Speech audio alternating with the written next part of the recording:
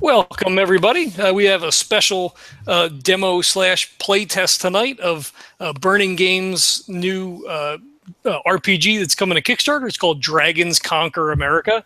It's a pretty interesting setting. It's got a card-based mechanic. It's set in, like the age of colonization, like 1600. You could play Spaniards. You could play the indigenous populations of South America and the areas all through there. And there's dragons, which is pretty cool. And there's the New World dragons are pretty baller, very colorful. It's pretty cool. The art's really nice. You can find this on their website. It's burninggames.com. I believe. I don't have it pulled up. But you can get the playtest version for free on Drive-Thru RPG right now. I think it's going to be like a living campaign. So you can get in on that. You can submit your results to them, and it will shape the way that the initial 2 books are written, or I guess have some effect on it, because I guess theoretically they're already written, but the campaign aspects of it. So we have Kevin Ennis in our Rogue Trader game is going to be running for us tonight. So I'll kick it over to him and see what happens. Okay, thank you. So like John said, you are... some background, you are part of a band of mercenaries, so you're kind of free agents. You're not allied with the Spaniards, but you're also not allied with the native populations. You've been hearing rumors about a temple that I guess is dedicated to the New World dragons, and in that temple there is a legend of a giant jewel. So the mercenary group you were a part of, there was some dissension, and you 3 ended up getting a bit of information and were going to strike out on your own after the dissension in the ranks. So you kind of had a head start from the information you have on the rest of your former mercenary group. So you are trying to go and discover this temple and to actually see if this rumored jewel giant treasure is actually true. So that's kind of the setting where we start right now. So it's just the 3 of you who then split off and are kind of searching. You've got some information from a map that was found by the mercenary group, and one of the previous people you were with in the group had a better knowledge of the natives in the local area. So you all decided to split off and try to find it for yourself. So that's kind of where we're at right now. So if you want to go ahead really quickly, just to name your characters, and then we can go ahead and start with the first part. Danny, you want to go first? Yeah, sure. I am Sebastian Alonso, and I'm your holy man. Catholic holy man. It's important. I assumed that was inferred. Kurt, go ahead. I am Maria Milagros Castañeda. I am a young female who is Spanish in culture and a Catholic noble. All right, and this is John. I'm playing Citlali. Culture is Mexica. He's a male adult, and religion is Mesoamerican. He is a peasant. Okay, so we have a nobleman, a holy man, and a native peasant. So that's a pretty good cross section of like I said, the mercenary groups.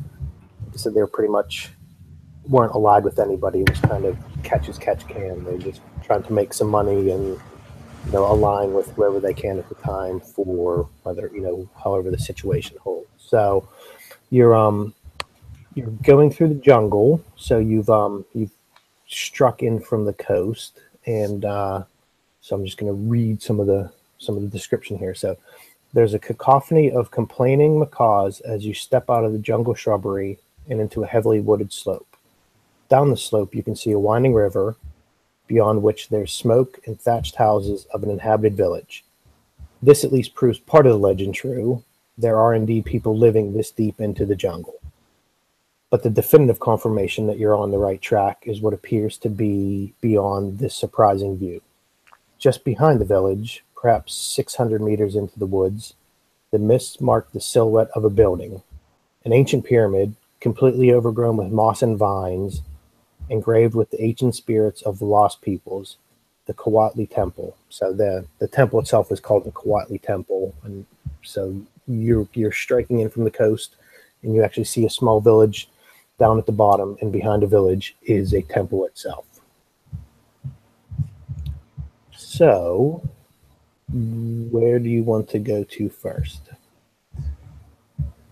Would we be expecting hostility from the indigenous peoples, or would we be urging caution at this point, or? From the rumors and the legends you have of the temple, there wasn't anything there that said it was, people had visited the temple or had said it was there. There was never anything in these legends or rumors around the temple that, it was hard to get to, or there was lots of, resistance to it. I mean, there was always legends that there was a village near the temple, but there was never anything that said there was, hostile reception or things like that. But obviously, that's just from the legends passed down. Mm-hmm. Okay. And the person that we were working with, did she say anything specifically like go to the village or go straight to the temple? Were we given any sort of instruction to like, hey, don't talk to those guys, they're fucked up, just scoot around? No, I think the only kind of information she gave you was there was a village near the temple. So there wasn't anything. Yeah. So there wasn't any kind of lead she was giving you one way or the other. Okay. So, Sitlali looks, at his two companions as we've been sort of thrust together. And he's like, well, I don't know that they would take kindly to the Spanish. Your people have decimated the interior, and I'm not sure that we should go into the village. Maybe we should go straight over to the to the temple. Well, I'm definitely not going into the village because I don't want to get my hands dirty. I just want to get here. I just want to get the gold. And I just want to be back. I don't want to go through this muddled village of these. Care for them. We just want the treasure, right? We just want to. I mean, that's the most important thing. I mean, what are we even doing here if we're just not going to go straight for that? I mean, I'm sure that this village of this hall, they're not going to be able to even. They'll probably be like, oh, I've heard this and I've heard that, and there'll probably be no use to us. So why even bother wasting our time? I concur.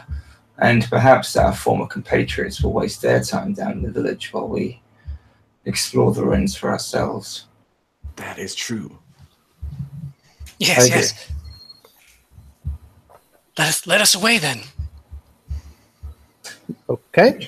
Prayer beads in hand, let's go for it. Okay, so you're going to head towards the temple first then. Mm-hmm. Yes. Okay, so the village is kind of down at the bottom, and there are kind of paths.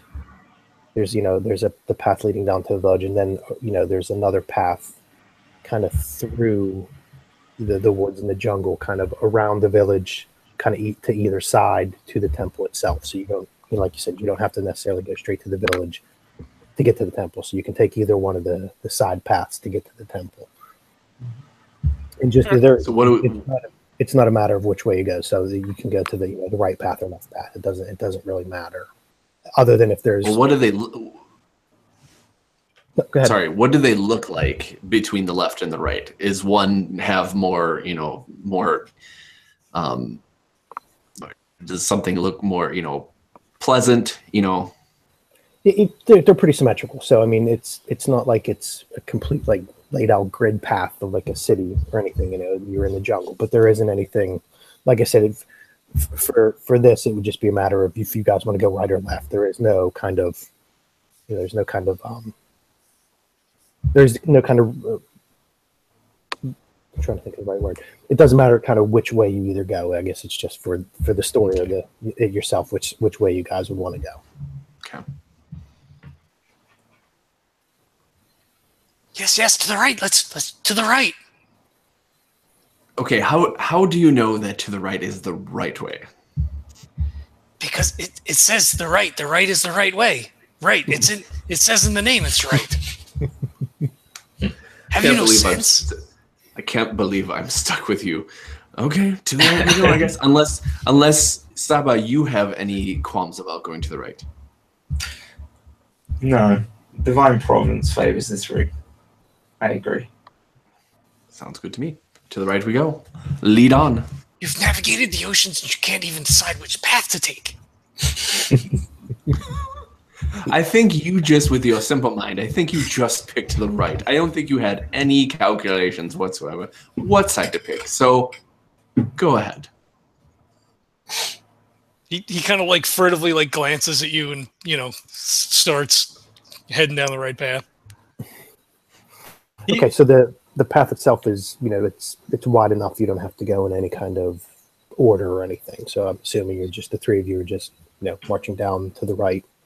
Like I said, it's wide enough you don't have to go first, second, or third. So I'm assuming you're just going evenly down the path itself. I think so, although if we're here to sort of ahead of the group we were with, I imagine we're sort of keeping fairly discreet with regards to the village. Mm-hmm. Sort of spaced out and keeping low to the undergrowth almost. Okay, yeah. So it's cleared enough so you can see, around the village and up to the temple. So perfect. Once you get on the path, it's pretty kind of covered from the village itself. So you don't have to be skulking around. It's clear enough to walk through and see around. But once you start walking down the path, it's kind of sheltered enough that you don't have to be, hiding or going tree to tree if you want to stay kind of incognito. Yeah, cool. I would like to make a check. Okay. Let's work the system. So he would be keeping an eye out for any coca trees.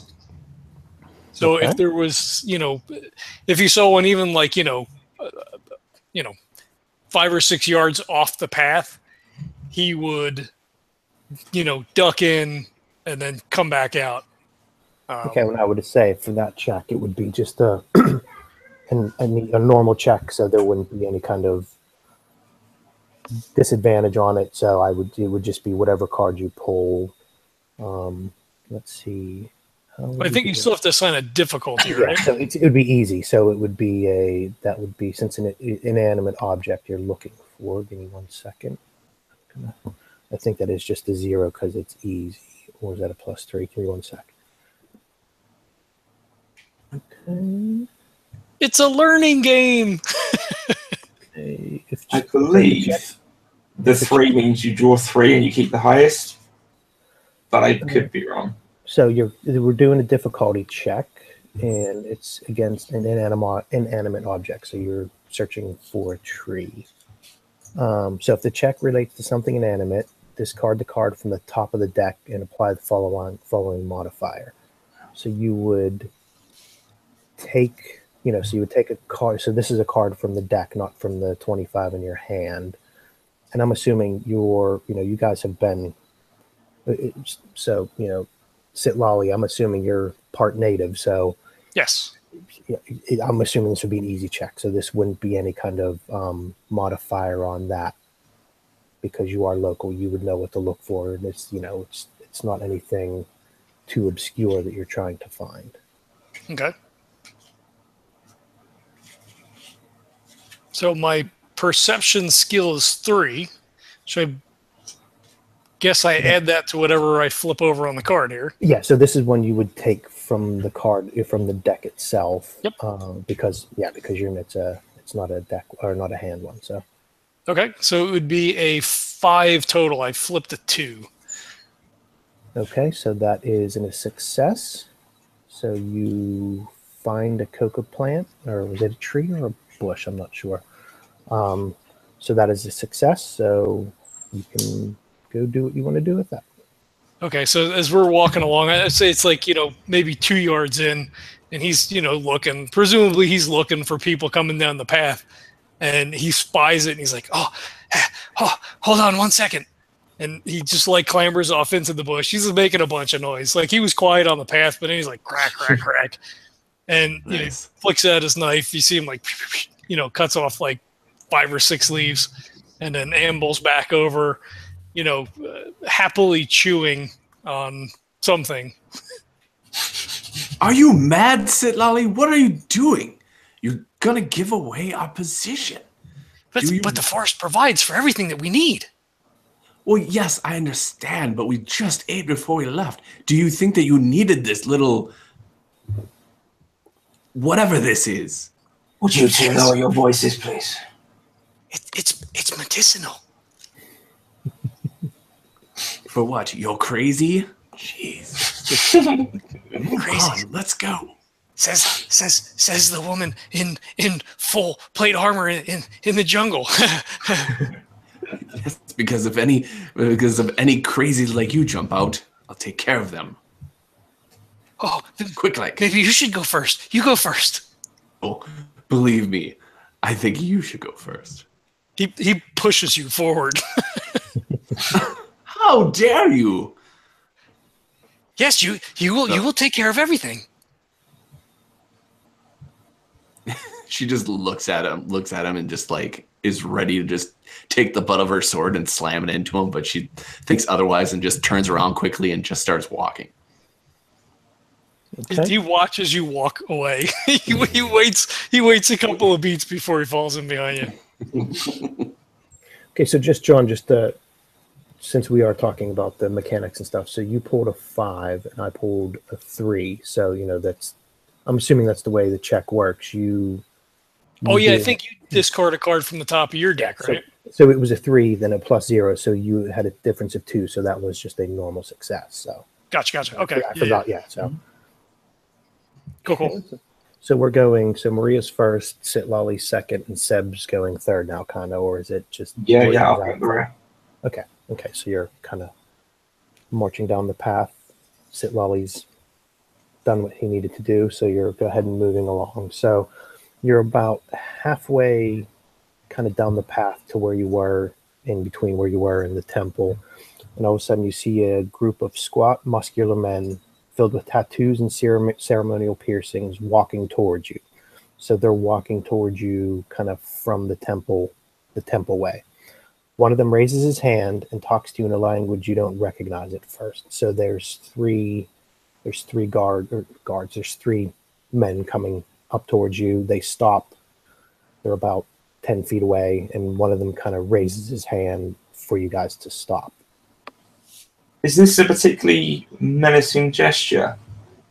I'm trying how close we are to the village, because I've actually got a sort of an interpret language spell, and I'm wondering whether or not I would feel the urgency to bring it to bear if I'm feeling threatened. No, so we're far from the village now? You're closer to the temple than you are the village, but it's not a great distance. I mean, it would probably be maybe 100 yards difference from how close you are to the village as you are to the temple. So there's really not that much of a difference into it. So I guess the menacing part would just be that, they're all tattooed and pierced. I think that would be the most menacing thing. They're about 10 feet away. He just kind of raises his hand like he wants to stop, almost like a stop and talk, not a stop and not hostile. You can't pass kind of thing. Exactly. So that's kind of where he does that. So if we want to save a spell, you can do a knowledge or perception check to understand what he was saying to you, because he raised his hand and then he kind of spoke. It was a sentence that came out. What does it have? What kind of languages you guys have on your character sheet? Not the traits. None? No languages here. No. Okay. I assume they speak Spanish, which is interesting, because then does that mean I also speak Spanish? Or do you guys speak whatever, Mexican language? There's lots of different kind of local dialects. So the fact that you 3 can probably either speak Spanish or Sitlali, whatever dialect you speak. So it's pretty common that that everybody would know a bit of Spanish, or almost like Pidgin, they'd know a bit of Spanish or a couple of the local ones. So the language that you heard from the guy who raised his hand, it sounds a bit kind of familiar, but you're just not placing it. So if we make a knowledge or perception check, so the three of you, each of you can go ahead and make that check. Okay. Again, so it's just a card flip. Yeah, it's the same thing. So it's the same thing you did, John. So it's a card. So if you use knowledge or perception, you would take for how many levels you have in that, right? And then you flip that many cards over and take the highest. So for knowledge or perception, I thought for a check it was just one though. Yeah, let me double check that. That's where I got confused because there was a difference between check.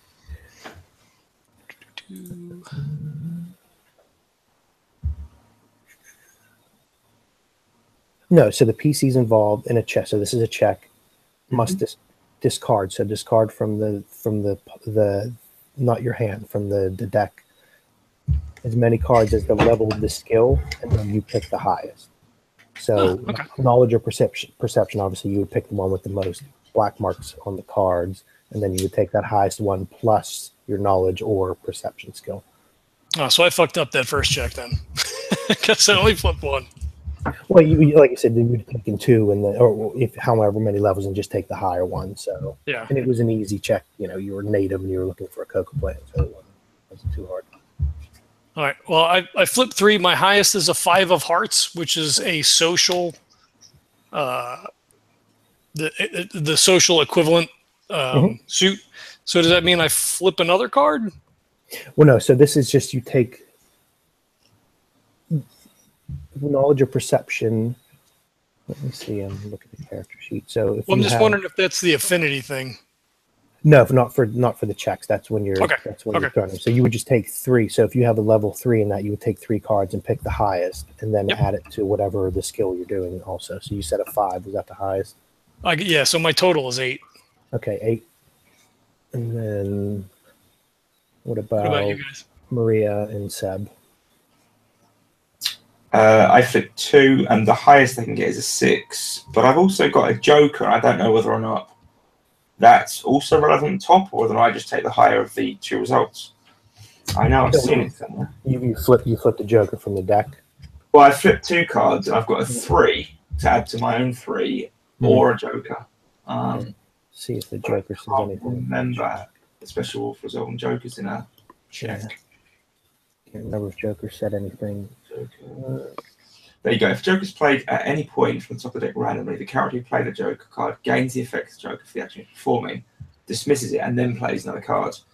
So I guess I get a advantage plus then a 6. Okay, and then you play another card, I guess it's saying, right? Yeah, and that's the second card I would have played. So I would have drawn 2. Oh, okay, so I would draw another one then. Yeah. Which is an ace, which is 1, so I just keep the 6 then. Okay, so John had you said you had an 8? Yes. And then, okay, so Seb had a 6, and Maria, what did you get? I in perception, I have an 8. Okay, so Maria and Sitlali kind of understand a bit that this sounds like the Atlaka language, but it's kind of, so this is kind of an older dialect, so you understand it a bit. So with your successes, you're able to understand what the guard is saying. Seb kind of gets bits and pieces. You kind of understand the inflection and maybe some of the words here and there, but it's just not coming together as a coherent, total understanding. So for Maria and Sitlali, the guard just raises his hand and just says, "We'd like you to come to the village." He doesn't say you must come with the village, but it's kind of, please come with me to the village.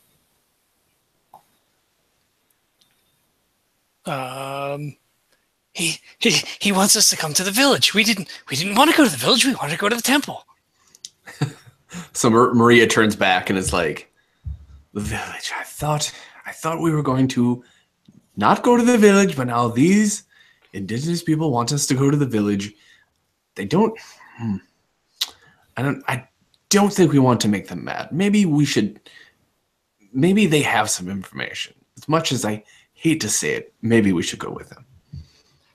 You were gonna take care of them, but now you won't take care of them because you're scared. Man, what is with your breathing? You need some help. Are you sure the coca tree did not help your breathing? Because I mean, it is maddening. It's comforting. It's comforting. Yes, it's comforting. It's not comforting to me. Is it to you, Seba? I kind of just ignore the conversation as I kind of get used to blanking it out. And I gesture to our little group and then towards the temple, indicating our intention to go there, more to test the waters and see the kind of reaction I get than I'm not taking a step towards it. I'm just indicating that's our destination, not the village. So and you're then doing I that. study You're doing that to the group. You're doing that to the group, not your group, to the native group. Yeah. Okay, so they're all armed. They all have kind of stone spears, but they're they're kind of just nonchalantly holding them. So when you're pointing to yourself and pointing towards the temple, the main guy who raised his hand and talked kind of just waves his arm like, yeah, there first and then over there kind of thing. So he also kind of just says, not temple, village first. So, obviously Maria and Sitlali would understand that. And, so they're armed, but their spears are kind of grounded. So they're not, they're not holding them up to bar you or anything. It's more kind of just, yeah, I understand, but let's go to the village first. Yeah. In which case I kind of growl under my breath and turn back towards the pair of you. What do you want to do then? Well, they have food. They have food in the village. We go to the village. You just ate. I mean, really? We walk a lot. You have to eat a lot. No. Okay. Why? Can I ask you a serious question? Why are you here? Well, we were with the other group, and then we were given the map, and we were told we could go to the temple. We go to the temple. We get the treasure. Okay. So my question is: do you think that the treasure is food, or do you think it's actual treasure? No, the treasure is treasure. We use the treasure to conquer our enemies. Okay. And yeah, but what do you think the treasure is? I don't know. Is it dragon treasure? Eggs or gold? Of course, you would think eggs. Let's go. We might as well go to the village. Figure out why they want us. Obviously, it's for some information that we need. So we might as well do that because these guys are not going to stop bugging us until we either go or have a confrontation, which I don't want to have because I have a feeling it will not end well for you. So we should probably go to the village. So he looks at the other guys and goes, to the village. To the village then, yes?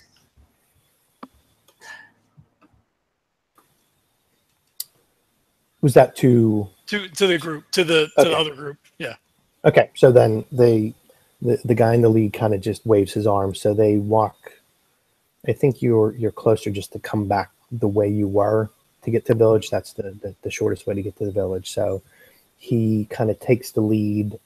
Not even the other two with him kind of fall in line. They're not kind of hurting you or not, kind of trying to box you in. They're just all kind of walking casually with the guy who was talking kind of takes the lead. So like, again, there's enough room for, you guys to walk all abreast if you want to. There doesn't have to be any marching order. And like you said, you don't get the feel from them that you're being herded or you're being watched other than you're some strangers here and they want you to go to the village. So there's not any kind of, they're not poking you with the spears to move you along or anything. So it's all just kind of a walk back to the village. So when you get back to kind of where you first came in, the village kind of looks like other kind of settlements you've seen, other kind of native settlements. So a lot of villages and stuff you'll see around the area are kind of a mishmash of maybe some native kind of setup and maybe a bit of Spanish, kind of Spanish design. But this one kind of looks pretty much all native, so there doesn't seem to be any kind of Spanish influence on it, which makes sense because this is, you know, from what you heard previously from your contact, she was telling you that no one had ever gone this far, or if they have, it's been so long in the past when the rumors started. So it looks, you know, very native village, very clean. Everything looks real well built. There's, you know, an irrigation system down the sides of the village out to the field. So there's, you know, rudimentary irrigation. You know, some local dogs just moving around, you know, in between the huts. They kind of see you, don't not really growl, but they kind of just give you a look and then walk away. It's when you get a bit closer to the village, you know, that feeling of not seeing any kind of Spanish influence really kind of hits you. So it's a bit jarring that it does look like it's so native that you've never seen a village that looks this native before, almost like it's kind of trapped in time. You know, it doesn't follow the same design as a lot of the native villages that you guys have been through before. So while you guys are kind of looking around, you know, you don't really see too many people out there. Like I said, there's a couple dogs. The only people you see are the three guys with you now. So as you're, you know, kind of looking around, kind of wondering, you know, a little bit in awe about, you know, the way the village looks, an elderly man comes walking out and kind of stands in front of your path. So an elderly man, and then there's two more guards, I guess, for lack of a better term, one on either side of him. So the man in the middle was elderly. Seb, do you have any kind of, you know, so you said you're a holy man. Do you have any kind of visibly, you know, do you have a big crucifix, or are you holding a Bible or anything? Or yeah, I think I would have a Bible on a person, but a crucifix would be the most obvious thing, and prayer beads as well. Yeah, like a rosary or something around your neck. Yeah, absolutely. Yeah. Okay, so he, you know, he sees that and kind of gives you a nod and a smile. He's dressed in just like a simple white tunic with a cloth headdress. So, you know, very kind of peasant. You know, he doesn't have any kind of jade jewelry or feathers or anything. He just looks very plainly dressed. So, you know, he kind of nods to you. So you kind of get the feeling that he recognizes another mystic or, you know, holy man kind of thing. So you're getting the feeling from him that he may be a head priest or holy man or something. I see. So he's completely dressed in white. Sorry, go ahead. I was going to say, I think at this point, now we're back in the village, and obviously we've been directed this way. If I've picked up that the other two aren't exactly fluent in this tongue, which I imagine I have from the brief exchange we have, I think I will cast Word of God now, which costs me 2 of my 5 spirit. But it means that for the rest of this scene, I can speak a foreign language, unless I need to know what the language is before I cast it. I don't know if it's just a kind of I can cast it and cover the language they're speaking, or what the. Well, like I said, it was at Laka, which is kind of a from Sitlali and Maria. When they were speaking, it almost sounded like they were speaking Nahuatl, which is kind of a local dialect, but so it's like a regional version of a language, or almost like a more primitive version of it. So the word and sentence structure sounded like that, but maybe not as. I guess maybe a difference between, you know, Old English versus English now. You know, that kind of difference.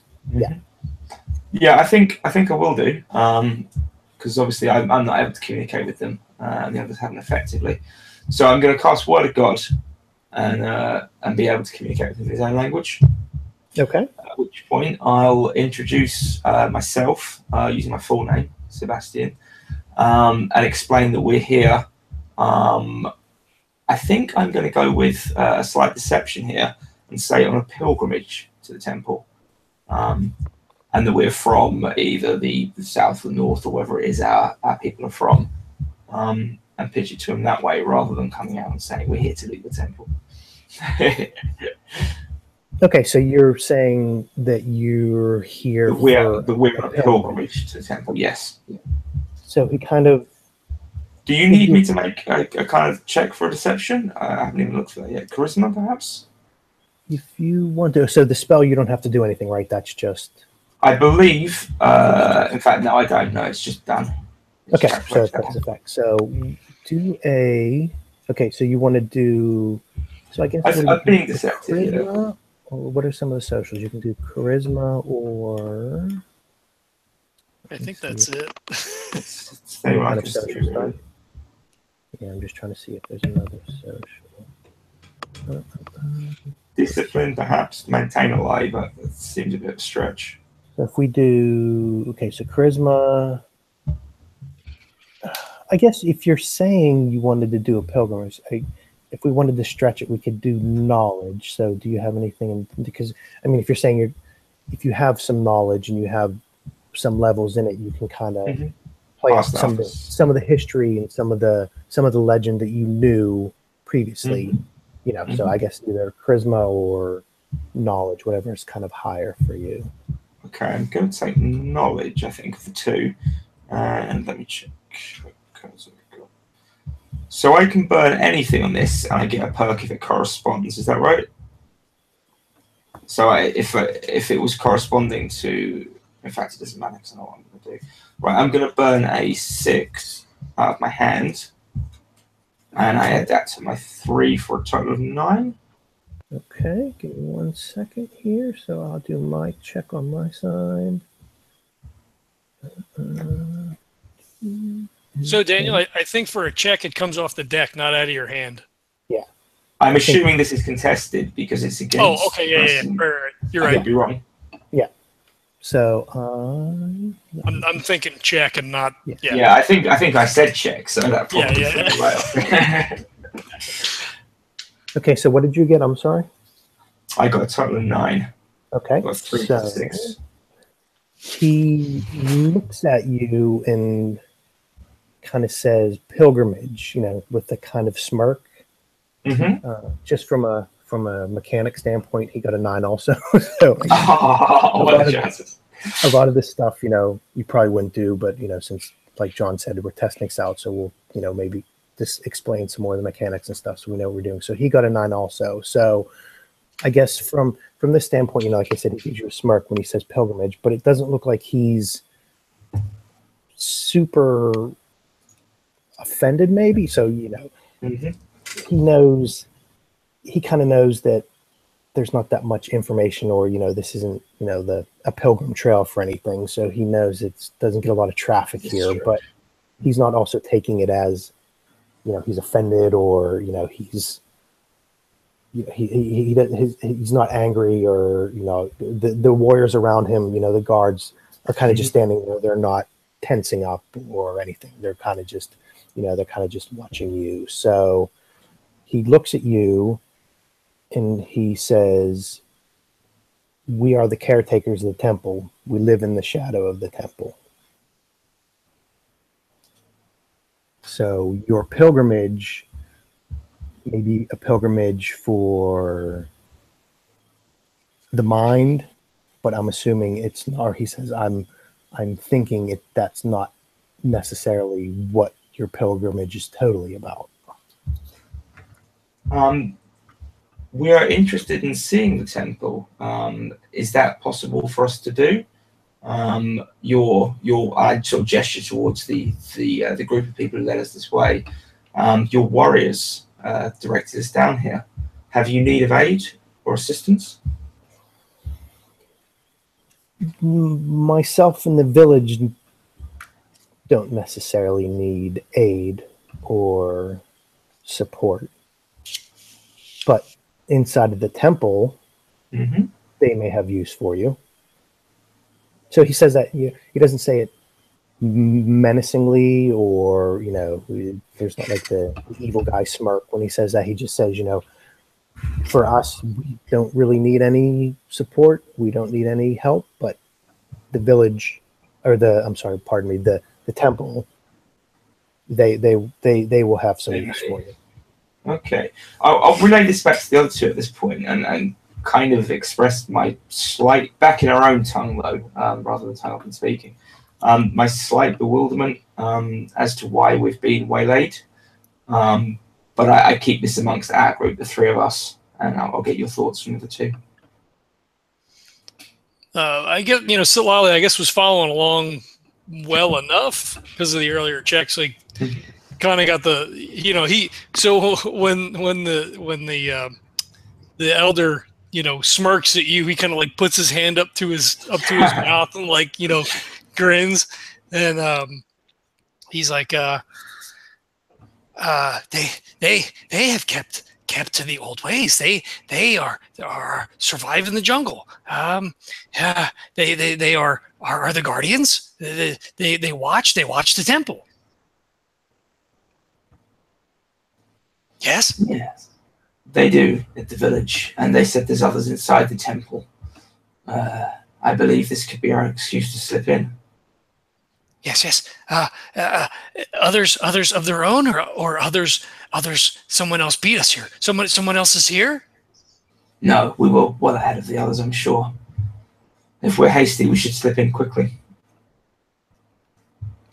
Yes. And he looks at Maria. She just basically is just like,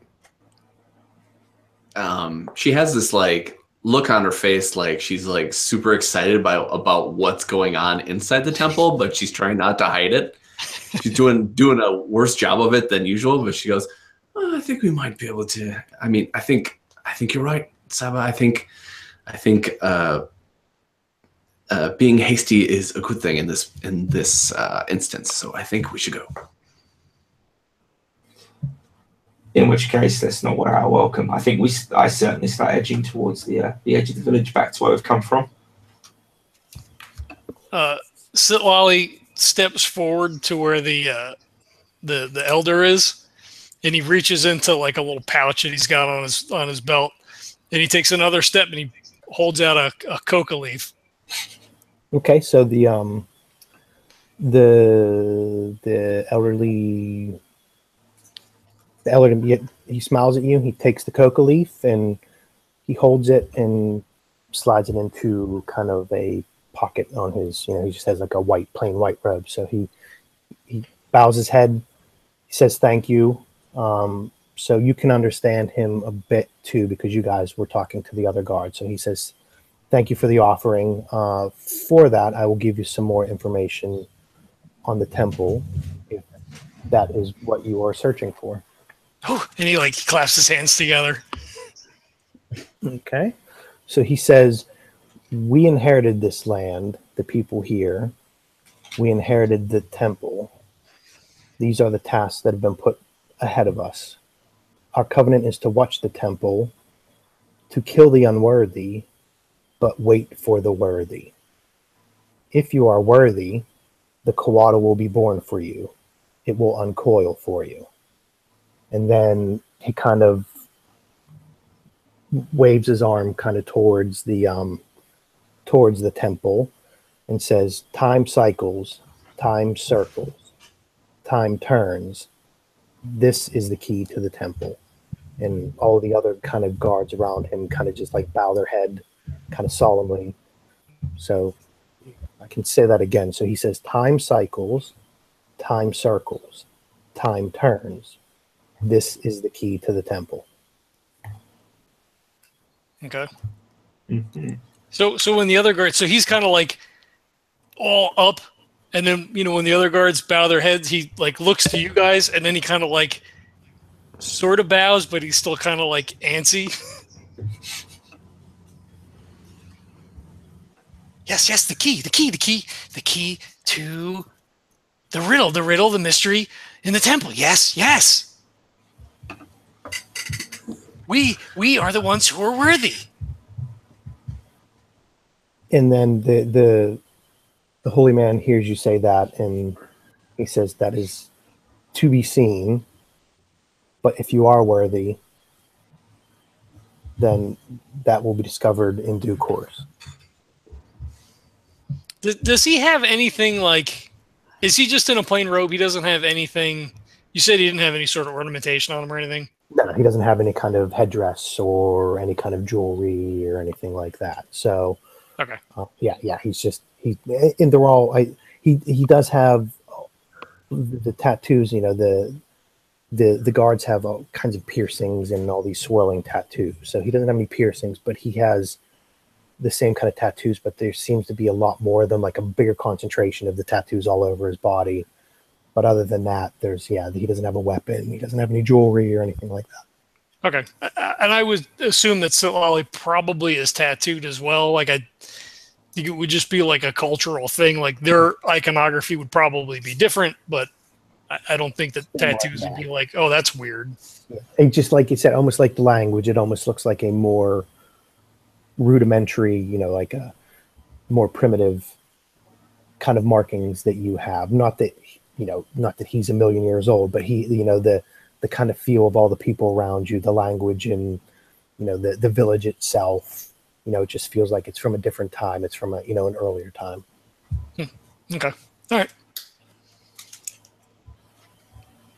Okay. So just real quickly. So he told you the key. He also said, if you are worthy, the Coatl will be born for you. So obviously Coatl, as an aside, out of game, that is the kind of description of dragons for the natives. I'm trying to see if I can find the actual full title of what dragons are called, but for shorthand, Coatl is the Coati temple, is the dragon temple for all intents and purposes. And from the legends and the rumors that you guys are going on, the jewel, the treasure is supposed to be a giant jewel that's shaped like an egg, and there's always rumors that it's worth a king's ransom.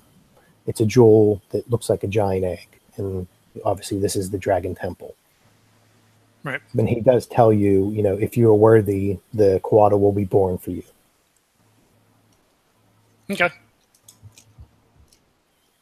So he kind of, like I said, he motions towards the temple. You haven't been here that long. It's not like, I'm assuming you guys kind of set out maybe in the morning, so it's still, late morning. The holy man, gestures towards the temple and says, "You're more than welcome to stay and refresh yourselves and rest, or you can go straight to the temple. It is your decision."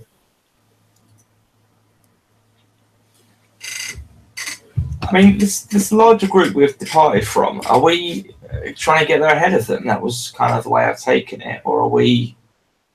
Yeah. So what happened was you were all part of this group, and then your, I guess, mentor would be, I guess, so the person that you guys, there was maybe a faction inside of the larger group, and the person you were following, she was a native. And there wasn't dissension in the ranks, but she had some information more that she wasn't completely sharing with the rest of the mercenary group.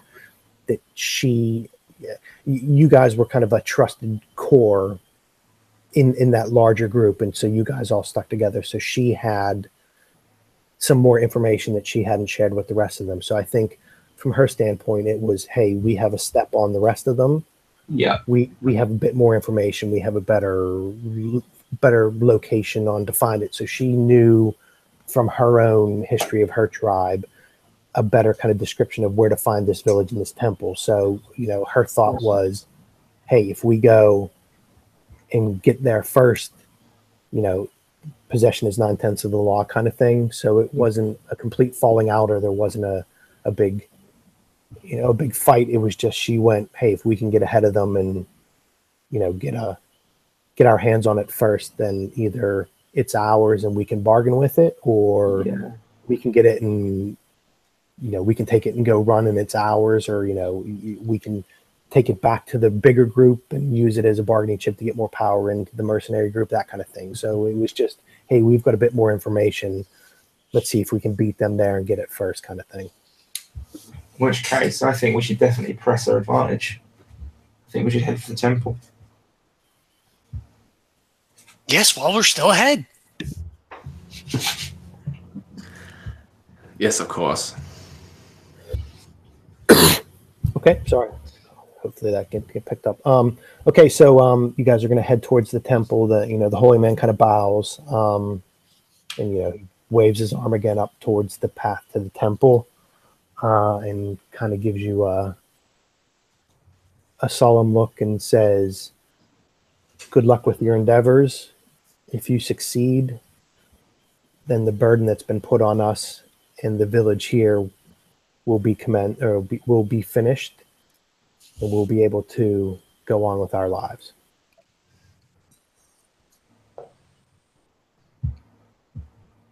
So Ollie kind of stops for a minute, sort of scratches his head. He's thinking, you live in the jungle, so like, what's the difference? You do your thing, and then like a dog kind of runs off in one direction, and he's like, "Ooh," and he kind of like starts to go after the dog, see what the dog is doing, and then then he's like, "Oh," it gets you guys are like now 10 or 12 feet away. He's like, "Oh shit," and he starts running to catch back up to you guys. So I guess you did get a bunch of information from him, obviously. So all three of you now can speak with him. So Daniel, did your spell set it last for the whole scene or just that? Yeah, the scene, however long the scene lasts. Okay, so we can just play it out that it's still going on. So you've got a bit of information about the temple, and he gave you the, I guess, almost like an oath. If you're worthy, the dragon will be born for you, and the key, time cycles, time circles. So, is there anything else you want to ask him? The village, the temple. I mean, he did give you some information. Probably stay pretty much on mission, with time being within the essence. But I probably would ask him a little bit more about the trial we're facing. And try and eke some more information out of him about that while we've got the opportunity to pick his brain. Okay. So you're asking him, getting to the temple, what's involved in there. So he says, "I'm not really the leader of the Atlaka. The leader is I told you, John, I'm going to have to try to pronounce this. Hahiyu. So I'm not the leader. The leader is Hahiyu in the temple. Hahiyu guards the Coatl. He tests the warriors. He decides if you live or if you die." Thank you. May God bless you. That's the only thing I think I've got for my character. Okay, I don't think I would ask Lolly. No. Okay. Yeah, no, I feel like he's more apt to talk to these other two more truthfully, and I don't know. I just because of her character, I don't feel like she's going to try to pry any information out, and I don't know, because her attitude is, I think, a little more intense than these other two. I think she's not going to bother with it. Okay, and Maria's a Spaniard, right? Yes. Okay, so obviously she was talking to Seb. I guess he's a holy man, and this guy was a holy man, so he's speaking to Seb. Sitlali's a native. You're getting the vibe from him that he's not. There wouldn't be any kind of friction or anything because you're a Spaniard. He just said if you're worthy, you are worthy, and our task will be taken away from us. So there isn't any of that kind of racial kind of native versus Spaniard kind of thing. So I don't think there's anything you don't feel anything there other than the fact maybe that Seth was already talking to him because he was a holy man and Sitlali's a native. So there's you don't get any kind of vibe from that other than, hey, they talked to him first, so I'll let them kind of get it. There's not any kind of slight you're feeling because you're either a woman or because you're a native or because you're a Spaniard. Yeah. No, I don't feel it. I actually don't feel it on his end. I think because her character is an elitist, and even though she is Catholic and has a faith or whatever, I think she's just more like, I'd just rather not talk to him, that kind of thing. Like, just let the other two get the information out, and then I'll just kind of process it as best as I can. Okay, gotcha. Yeah, and for all the guards, the other villagers, they're very nonchalant. They're being very respectful of you. They're not like I said, they're not gripping their spears or expecting any trouble. So the fact that some of you are not native, it doesn't seem to bother them. I think, like I said, the holy man just says, if you're worthy, you're worthy. So that's kind of the vibe that everybody's giving off to you. Cool. I guess we head over. Yeah. Okay. Or head in that direction. Okay. Yeah, start setting out. Yep. So you're going to go head back, back up kind of the way you came, because the village is kind of in the middle. Actually, no, we'll do this. So the village is kind of in the middle, and then there was the two paths around the village if you're trying to go. But if you walk through the village, there's kind of a straighter path, maybe behind a village to get to the temple. So you're going to go that way because that's the shortest, obviously, the direct path to the village, to the temple. So unless you guys see a reason to go back to one of the side paths, there is a straight shot through the village to the temple, almost like a bigger thoroughfare that kind of leads up to the temple itself.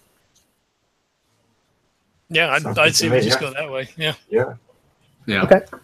As we're walking, I actually turned to both the gentlemen and I'm like, gentlemen, isn't it weird that we visit this village that is out here that guards this temple basically, and we come here and we're not really a part of this land, and this is kind of, it's out of the way, and yet they don't feel threatened. They don't feel like intense either, love, hate. It's very, very calm, very centered. Doesn't that disturb you just a little bit? I kind of. Sorry, go. They're at one with the jungle. You are not from here. I am from this land, not from here, but from here. And they control everything here. We are but three, and they have a village. They have the upper hand. They are in control. They don't need to be scared of us. I also kind of gesture back towards the village, kind of coming from the background of a holy man involved with all these arcane practices of my own. And I just kind of solemnly say, they're bound by their traditions. They do this because they must. Yes, traditions are important. That's all well and good, but I just, it's weird to say this, but we have to be careful. Otherwise, this is going to be more than we can handle for just us three. Agreed. Of course, we are to be judged. Judged worthy. Yes, judged. Is it not better that we have a trial in the temple than in both the village and the temple? I consider this a blessing. So just kind of like skips around.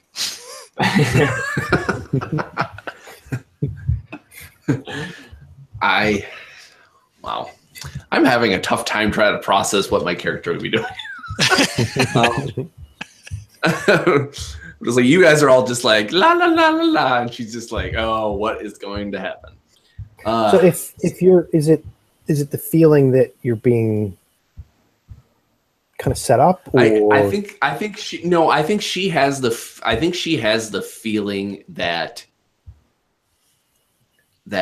these guys, her companions, are just so very gung-ho to just go in and be like, oh, we're worthy, and mm-hmm.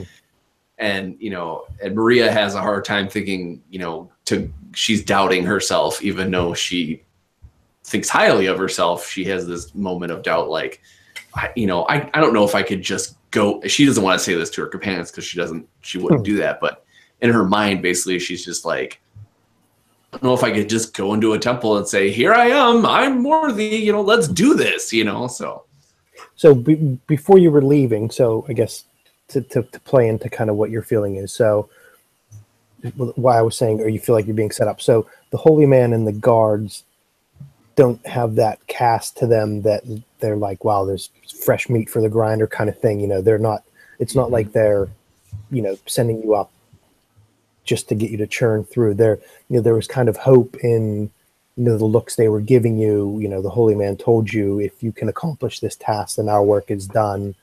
So if you can take some solace in the fact that they all gave you the look like they were confident in you and hoping for you, so that was kind of the feel you got from the discussions and the way the people, all the villagers were looking at you. So there's that little bit of hope that hopefully this troop are the ones that will be able to do this. So, you get that bit of a feeling inside of you that, okay, I'm a bit hesitant, we're a bit gung-ho, but, the guardians of the village and the outer temple kind of thing, they weren't the guardians of the temple itself, but the area, they seemed to be very happy you were there and, wishing you luck, not necessarily saying it, but just in their, their demeanor and, the looks they were giving you.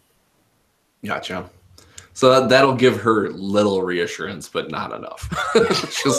she'll still be like, still be doubting, even though, again, everyone else is so relaxed, just because, she knows of the time and what's going on. Because she's a noble, she probably knows what's going around, what the bigger setting has for it. So she's probably a little more hesitant. Yeah, so noble woman's not really going to get too G'd up because a bunch of native villages are giving her smiles and stuff. It is that class. Yeah, exactly. She's had that before and it's gone the wrong way. So gotcha.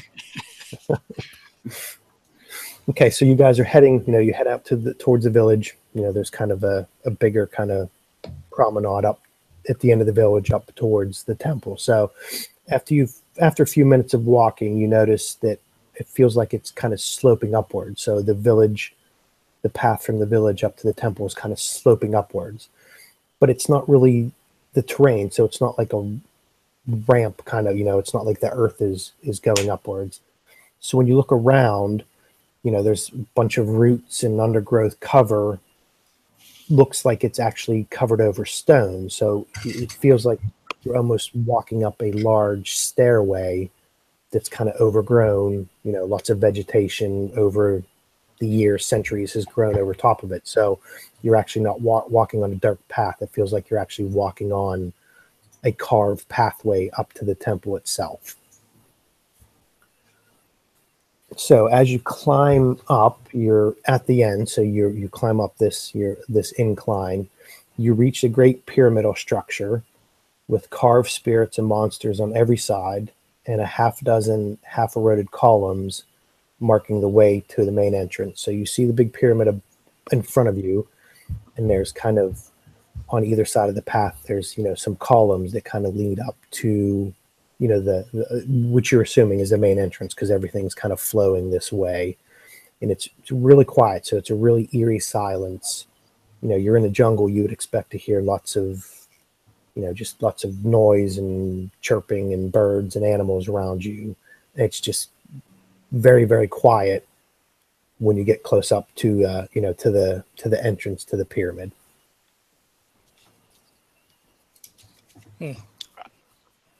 I don't know if I would notice that. No, you would not. You can't hear over your own breathing, so I don't think that's going to happen. But I think when they get there, he would immediately be drawn to the carvings, and he would just start running his hand over it, trying to trace out the shapes, and he would just kind of get lost in what is the what is this? What is this story? What's happening? So I don't know if I could maybe make a knowledge check. Okay, you can make a knowledge, perception, or rights check. Any one of those. So all three of you can make that. All right. So I'm assuming this is a misprint on the pre-gen. I have knowledge at 3, but none of the little card slots are filled in. So are we assuming that's a 3? So that would be. So the I think that's 1 from what I can see. But it has a 3 in the level for the skill, but then nothing's. Yeah. So if you don't have any because from what I'm looking at my sheet, it's got, if most of the 3s I have are 1 card, and then if you go up to a 4, 4 to 6, it's 2 cards. Okay, so maybe that is just a miss on there. Okay, so if you have a number with no card, you can play that, but I think it's a -3. So it would be whatever that number is -3, and then the card number you pull. Okay, I would do perception then. Okay, so these are cards from the deck, not From the deck. from your hand. Yeah, Correct. so all three of you can make that. So knowledge, perception, or rights. Ooh, so I got a 9, and exploration is my affinity, and my 6 is a club. Okay. So I think that means I get something extra. No, I think that's only if you're playing it from your hand. So if you okay, Play yeah, it yeah, from your yeah. hand, you get to draw an extra card. Yep. So you got 9. I got a 9. Yep. Okay, what about 7? Yep, I got a 7 in perception. Okay. And I got a 10 on rights, specifically looking for religious symbols. Okay. So for Maria, what Maria notices is, at the front of the pyramid, there's like a stone. It says stone chapel, but I think in chapel for like churches and stuff, that's just a part that kind of comes off of the building in the shape of a huge dragon head. But there doesn't appear to be any kind of opening or door, but you do see almost like a disc about as high as a man kind of underneath where the dragon is. So that's what Maria sees there. Lolly notices that, just the architecture and things of this, it looks like it's Olmec kind of architecture. So Olmec's out of game. I think Olmecs, aren't they the big head statues in they're like the real wide. Yeah, exactly. So the architecture looks Olmec. So that's kind of like a precursor almost civilization to any of the native civilizations there now. So your people and any of the people that you would know, this architecture looks Olmec. So it's quite old, and it's a bit mysterious because no one really has any information on the Olmecs other than some of their architecture and the giant stone heads around. So that's what you notice, that obviously this temple is quite old and a bit mysterious. So Seb, what does Seb notice? So Seb notices, Maria points out this giant disc, this very tall disc. It's about a height of a man, and the disc consists of 4 concentric circles. So there's almost like a bullseye. So there's a smaller one. So there's 4 rings, and each of the rings are notched. So the inner circle, the smallest one, has 4 notches, and it's marked with the 4 cardinal directions. So it's not north, south, east, and west. It's kind of a native description, but you notice that it means north, south, east, and west on the inner circle. Mm-hmm. Second circle has 13 notches, and those are marked with the 13 calendar signs, so almost like a zodiac. So in the Mesoamerican, there's 13 kind of. It's not zodiac, but it's the equivalent of the calendar signs for the 13. Mm-hmm. The third circle has 20 notches, which is marked with the 20 days of a lunar count, so almost like a lunar month. So that's the third circle has 20 lunar days. And then, and I'll run through this again. And then the outer circle has 52 notches. And those with your, so I think the check was an 8. So you got a 10. Yeah, you got a 10. John got a 9, and then Maria got a 7.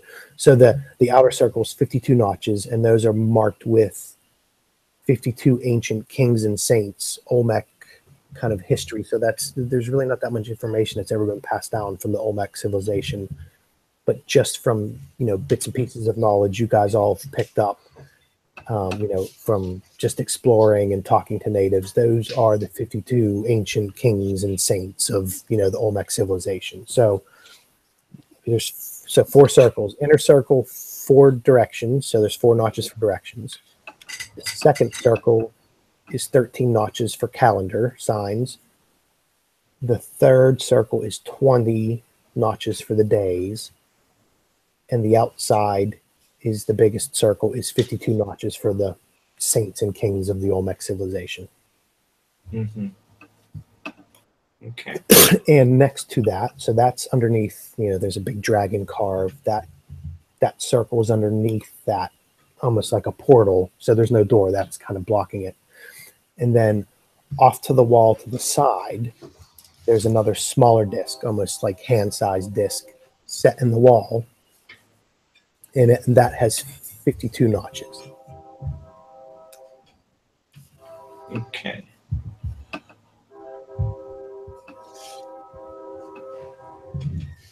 You guys are on your own. He's lost in carvings. So just from a check standpoint, so Sitlali and Seb succeeded.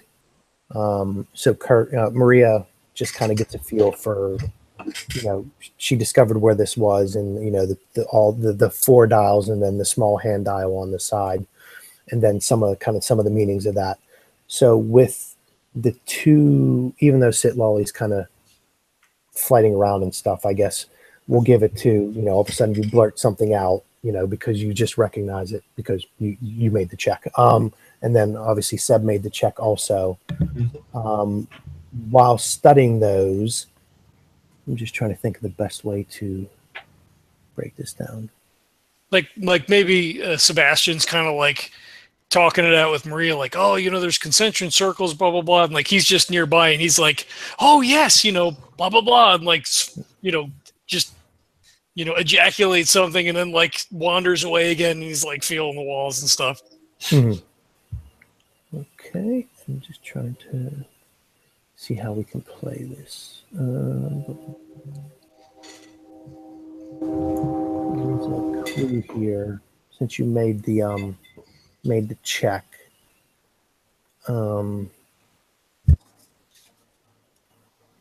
Okay, so for the check, so on the smaller hand dial, there's some, it looks like some carving around it. So the dial set in the wall next to the bigger circles, the little hand dial, and around it is kind of carved in, around it, almost like instructions kind of thing. So it's a bit cryptic, but what it says is the numbers are the key. Find the commonality between the numbers. And then underneath that, it says search high and search low. Well, no, it's not search. That's the wrong word because you guys are going to go searching. So it says, find the commonality of the numbers. I guess it would just be high and low. I didn't want to say search high and search low because I didn't want you guys to go searching around. So we've got 2 numeric dials there then, with the one corresponding to the days and the months. What are they currently set to? They're not. They're just all kind of. So there's no indication or anything. So there's the 4 for the directions. There's the 13 for the days. I'm sorry, the calendar signs. 20 for the days, and then 52 for the king. So it's just, they're not set anyway. They're just. I'm with you. Yeah, so they're just all kind of. It's almost like a bunch of padlocks just spun around, but the key is the number of each of the markings on there. So the markings around the small hand dial just says, numbers are the key, find the commonality, and then it just says high or low. Could be high, could be low.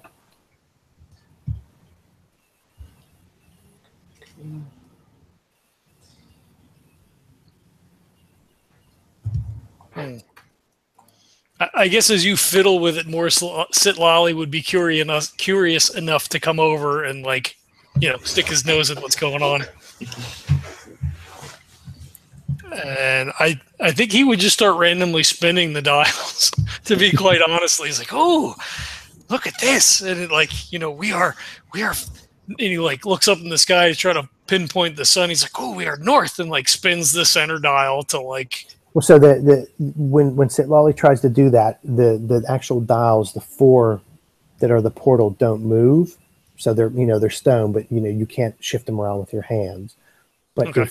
if you want Sitlali to be moving them, if you look at the hand dial, and if you crank the hand dial a little bit, you can see some of the other. You can see each of the 4 kind of moving. Obviously, the one in the one in the middle moves more, because it's smaller. But if you crank the hand dial, you can see them spinning around. No, he would be like pounding on the things like, they don't move. They're not moving. They don't move. He's like squatting down like in the middle of the circle, and he just kind of like looks up at the two of you. And hopefully one of you does the hand dial.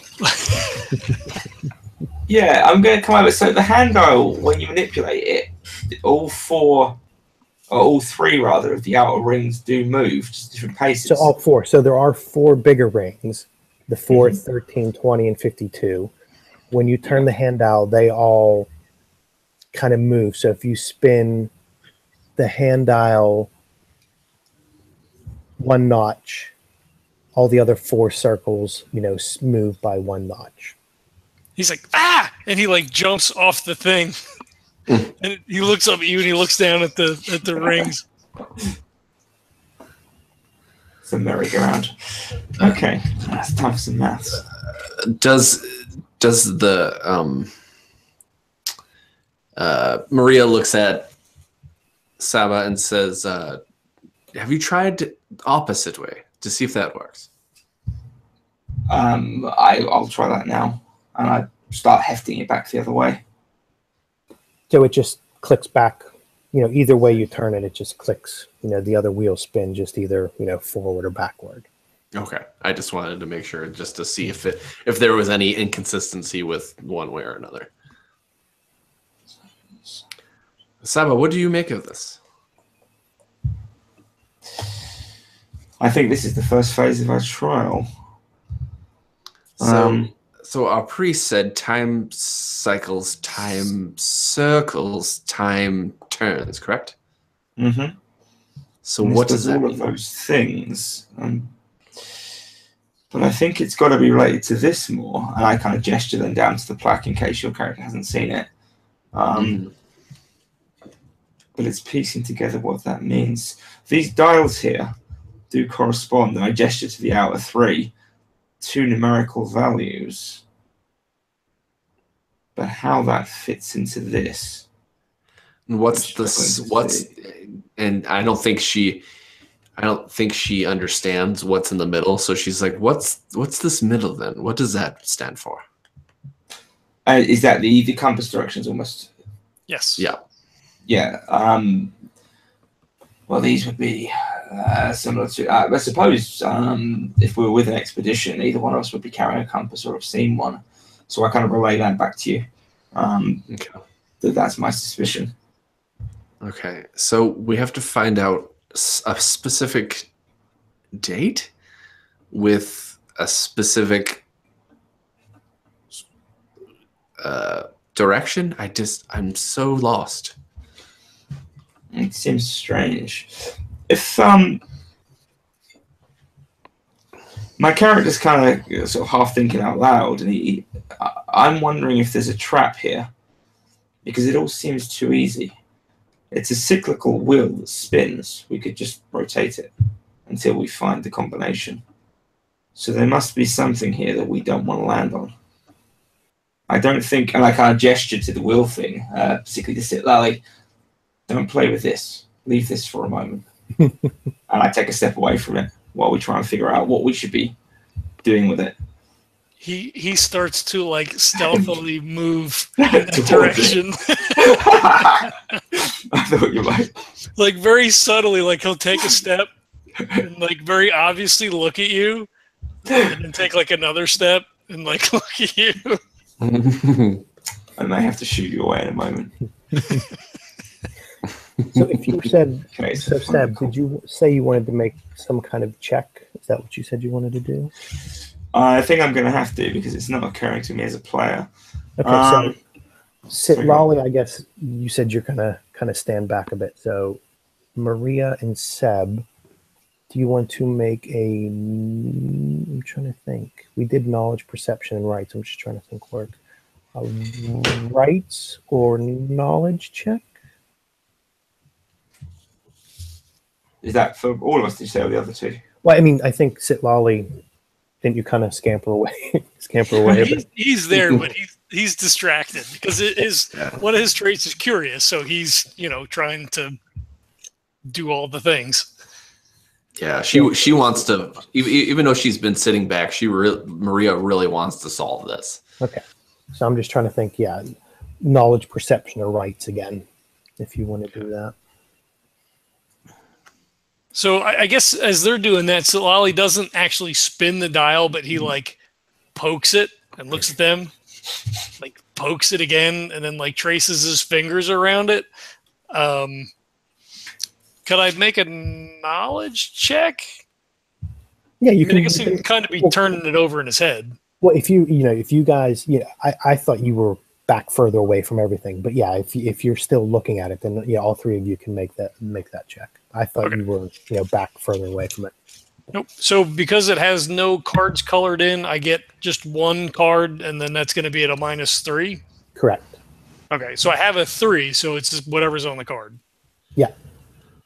A 2 of clubs. Okay. So you got a 2, and then Maria and Seb. I have a 6 in perception. Okay. I'm going to go rights again, and I got a 2, which I'll dismiss, and I'll take the 5, so I've got a 10 again. Okay. So for, discussing the mechanics and the gameplay, I pulled a 1, so... So, Sitlali looks at the dial and just says, we just have to turn this to make sure all the other ones line up. Maria kind of looks at it and says, the numbers, there's four sections that tell us the directions, the days, and the months. And then the other one's just, a bunch of kings. So from a time standpoint, we have the days and the months is showing. So you kind of think maybe, weeks or years, maybe that's a missing, thing for that. And you said, Seb, you got a 10, right? Yeah. Mm-hmm. Okay, so I'm going to say, you tell the rest of the team, just from, your study, that the Aztec calendar, the ritual calendar, has 260 days. Mm-hmm. So from, since it was a really low check and you guys nailed it, the key is 260. That's the days in the year. So what you need to do is turn the dial 260, and then all of the notches will add up because that is the highest common number for 52, 20, 13, and 4. Okay. I was gonna say because you guys nailed that. Well, I didn't nail it. I only got it by 1. So technically, I should have had some kind of negative effect, right? For a check. Isn't it? I meant, I pulled a 1 on the check, so that's kind of why I was saying that. Let me check and see if there is a. Yeah, for under levels of success, a Pyrrhic success, when successful up to 1 point higher than its confronting action, the action has its regular effect as determined by the gear used or the GM with negative consequences. I think that doesn't apply. I don't think that's for check. I think that's for confrontations. Yeah, it says right at the beginning a contested confrontation action. So I assume it doesn't apply here. Okay. Yeah, so it's not on checks. Yeah, it's for. Yeah, okay. Because it's right after checks in the book, so I just assume that. Yeah. Okay. I was hoping for something good.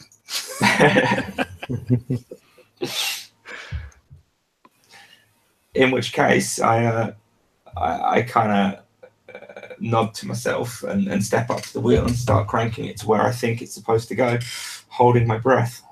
Okay. So you turn it.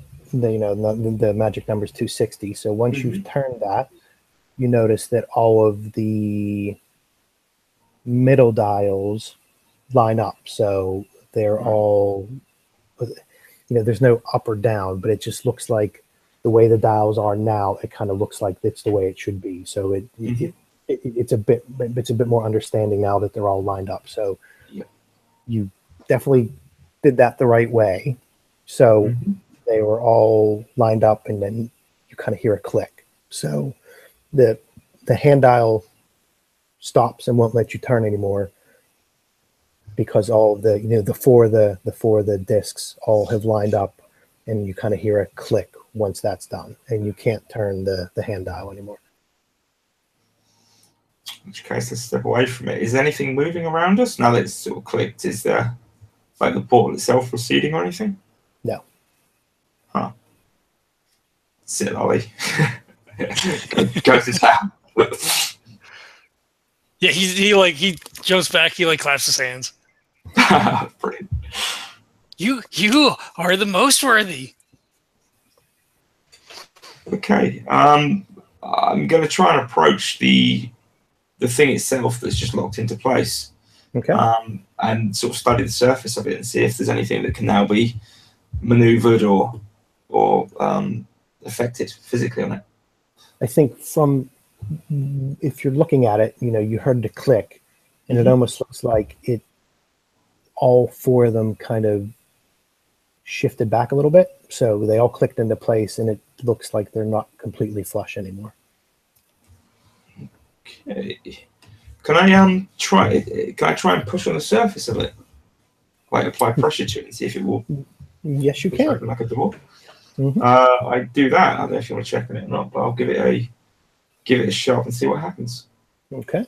So you push on it, and it kind of, it's not slides in, but it swings in. So, on the left-hand side, all the stones swing in and kind of leaves, well, not kind of, they swing in, and now you see a portal kind of towards a dark hallway. So the door opens, and off to the right, so the hand dial was off to the right.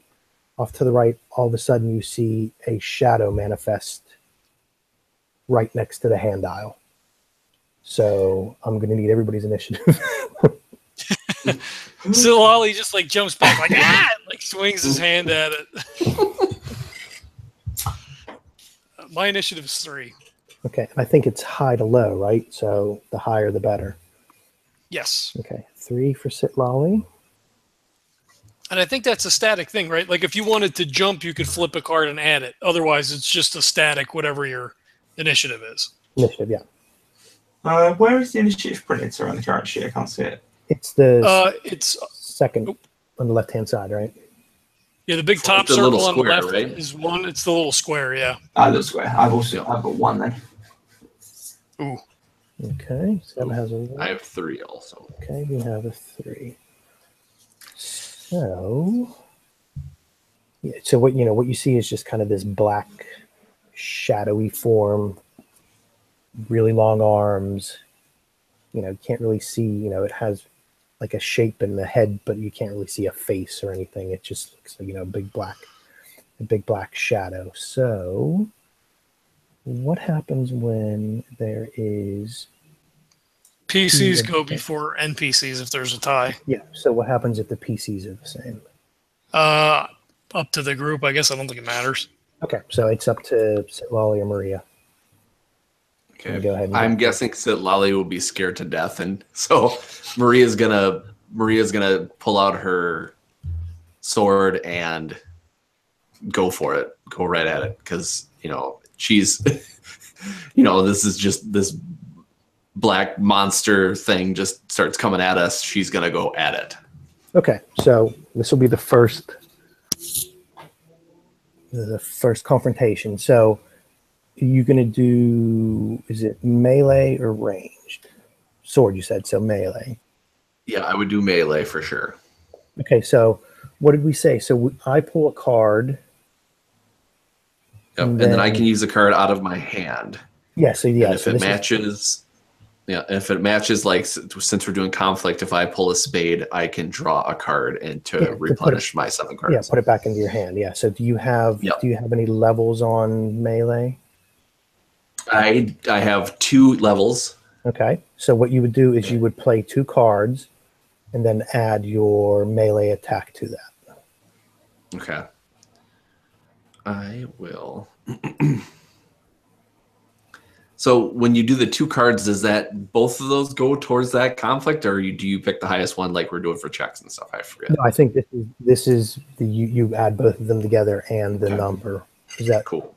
John, does that sound right for the? Yeah, I think you add them together. Yeah. So I think the higher one's just for checks when you pull them off the deck. Okay, sounds good. Well, do I burn my good cards now or do I wait? If you have cards that match your, cards that match your suit or affinity. So what was conflict was? It's spades. Yeah. So if you have, but it doesn't go back into your hand. It means you get to draw cards off the top, right? Yeah. So if you have 2 cards, that doesn't necessarily mean you're going to get good cards to begin with. But I suppose it's better than just ditching cards and not getting any back. And I think the mechanic is if you burn all your cards in your hand and don't replenish them, if you don't play to your suit, then you're spent. You're what was the word I'm looking for? You have fatigue. So the more cards you have, your stamina. That was it. Sounds good. Yeah. Okay. Well, then I have 2 spades in my hand, and then with my melee score, that is a 15. 15. Nice. Wow. Yeah. Because her melee is 6.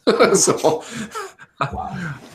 I'm ready to go. So I think the way that it works is when you match the suit and the action, you draw 2, you keep 1, and then you can either flip the other one to the discard, or if it's a good one, you could put it back on top of the deck, so you potentially could draw it again. If you have another spade or whatever. Okay. At least that's what my note says. So I'm just trying to think. So from an NPC standpoint, this NPC is level 2, so I would play 2 cards. I think. Yeah, and I think that's what because they don't have the same kind of attributes as you guys, so they play by the cards they pull. So he was going to dodge, but obviously he failed because he got a 7. So help me work through this. So I pull a 7. Maria has a 15, right? So I think so. If he was going to dodge, I think it has to exceed, right? Or if you're going to counterattack, then it would have to exceed the other number. If not, then it fails, and then whoever's action was successful then happens, I think. Okay, and we said the damage is going to be the difference, right? I think so, yeah. Okay. Okay, so the shadow notices Maria kind of step up. Maria swings at him. The sword cuts through him, and he completely dissipates away.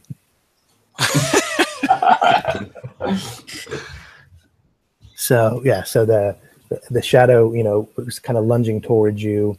You swung, it tried to move. It wasn't able to get out of the way, and your sword passed through it, and he completely dissipates. It completely dissipates. Awesome. So Maria kind of looks like back towards those guys, looks around, just kind of like waiting for it to like reappear, like, what was that? Did I kill it? You are a great warrior. He is chosen, and you are a great warrior. Are you sure? Are you sure he's chosen? He's very scary. No. Sebastian's chosen. He solved the puzzle. I kind of chuckle, wiping away this sort of dissipating cloud from my face. Keep your wits about you now. We're into the thick of it. So Lally like brings himself up to his full height, kind of stands there, like puffs his chest out a little bit. So Let me ask you this, Kurt.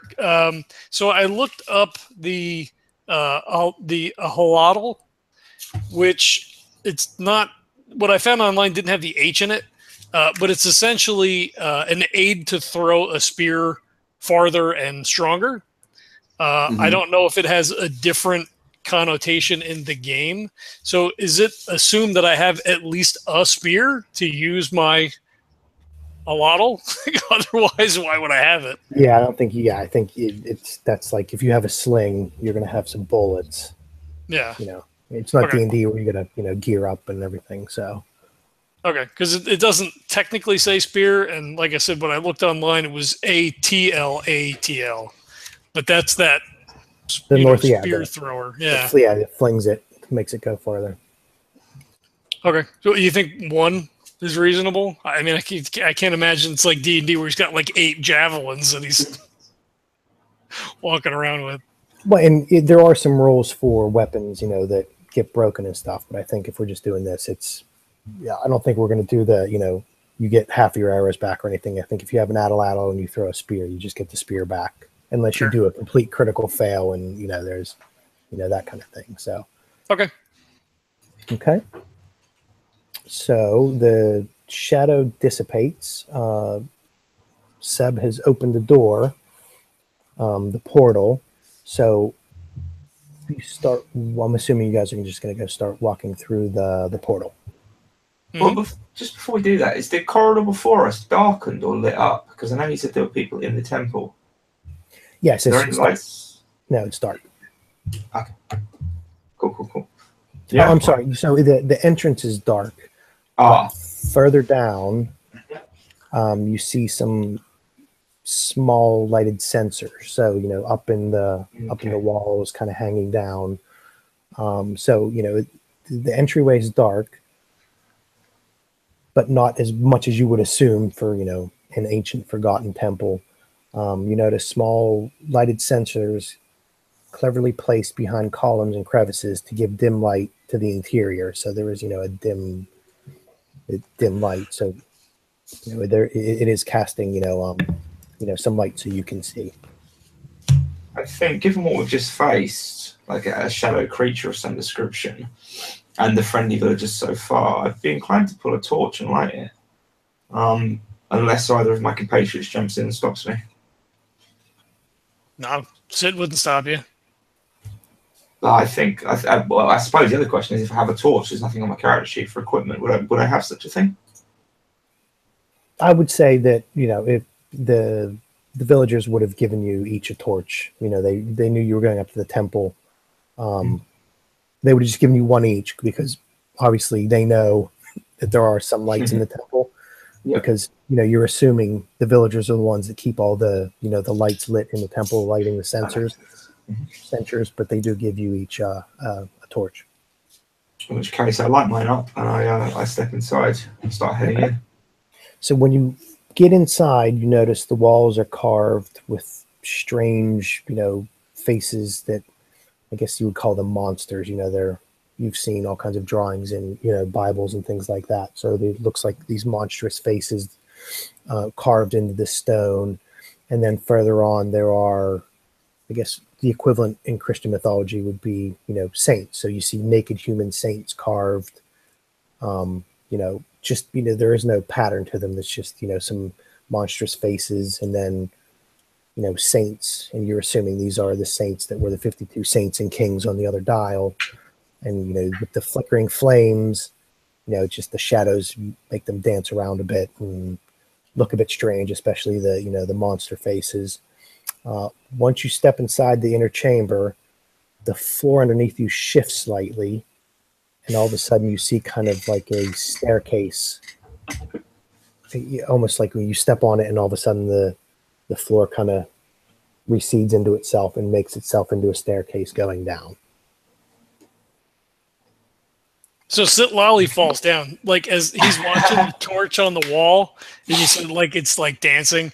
So he's like capering in front of the monsters. He's like shaking his hands and shit. And then as they get a little bit farther and the floor shifts, he's like, and like just falls. The spear clatters to the floor. And then he gets up and he looks around, and he's face like hands down, like, and his face is near like where the steps go down. What is wrong with you, man? Keep your wits about you. And Maria helps him up and gets the stick and puts it in his hand like an adult would do for a kid, except for like really nastily, like, here's your spear, here you go, takes the shoulders and like stiffens him up, like, come on now. He grins at you really big, and he reaches into his pouch and he holds out a coca leaf to you.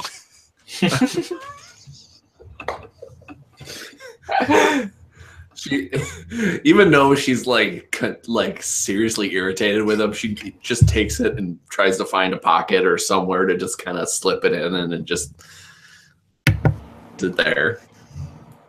He kind of claps his hands. He says, yes, it's medicine. And he reaches in, he pulls out like a big fucking wad of like gnawed up coca leaf and like sticks another one in his cheek. And then he looks like he's going to drop it on the floor, but then he's like, oh, we're in the temple. So he's like, and as Maria turns around, he just kind of like tucks it like in, like, I don't know if she has like a crusader type, I forget the fuck they call them, the fabric over top of the armor. So he would just like look for a little spot and kind of like just tuck it. So he wasn't like disrespecting the temple. You want me to make a stealth check? So he's trying to stick it into my robe? Yeah. So, well, yeah, if he decides to do a stealth check, then then it's up to that, so. Well, so it'll be contested? I mean, I don't know if that would theoretically be contested. Is Kurt paying attention, or is, I guess that's the thing. If I waited for him to turn around. Yeah, so I was gonna say if he waits for me to turn around, then it's up to the stealth check. Otherwise, if he's trying to do it as soon as I'm looking right at him, then obviously I'm gonna contest it. Okay, so he waits for you to turn around. My stealth is 2, good sir. So 3 and 4. Ooh, is a 7. Okay, so you stealthily accomplish your goal. And he looks back at Sebastian, just a huge grin, and is like, and I just sort of pat you on the shoulder. And he will follow Maria because she's obviously the best warrior. Okay. So you guys, the steps have gone. I'm assuming you're at the bottom of the steps, right? Because Lolly fell, or did you fall to top? Fall at the top. So like he was like looking down the steps, like his head was like where the top step would be. Okay, gotcha. So you start going down the steps, and you've noticed the shadows on some of the other, when you were walking back on playing against the walls of the carvings. And first you assume that's just from all the lights from your torch that Seb's holding and the sensors, but you kind of soon realize that they seem to be moving on their own. And it's almost like your light is kind of pushing them away or kind of affecting them rather than creating the shadows. And then once you get to the bottom of the steps, there seems to be someone speaking at the edge of your hearing in like a low, raspy voice. You can't understand the words, but they seem to be something like ha you, ha kaya. And it's just repeating over and over again. It's words you don't understand. It probably wouldn't be anything that you could be able to, decipher with a check or anything, but you do recognize that the name Hayu is the name of the guardian that the holy man told you in the village. And then once you get to the bottom of the steps and hearing this, 3 more shadows kind of coalesce in front of you. So we have 3 more to go after. All right, my initiative is 3. Yeah, I still have the same initiative. So it would Still 1. Yep, still 1. So it would be Maria and Lolly first. Danny, if you want, you could trump that. If you burn a card, I get the value, don't I? Or is it just 1? Yeah, you can add the value of the card to your initiative, but I don't remember if it's from your deck or from your hand. Let me see if I can find It would be from my hand, I believe. I'm sure it's from my hand. I could actually, because if you guys are going first, I'll burn a 2 then, and that brings me up to 3 as well. And then I'll just go last in 3 of us. Okay. You could go before. No, not at all, sir. I'm a priest. I'm thinking about more pious things. Gotcha. Maria would definitely go first because she's always thinking about. She's always the one that's jumping head first. So. Okay. So go ahead and attack. Alrighty. Good lord. So there's 3 of them. But they're kind of the passage is wide enough so you're not all bunched up or in a kind of order. So you're all kind of maybe a bit staggered, but you're all kind of abreast. So it's not like the person out front is going to be taking the brunt, and the shadows kind of coalesced, kind of each in front of in front of each of you. Okay. So of course I'm gonna.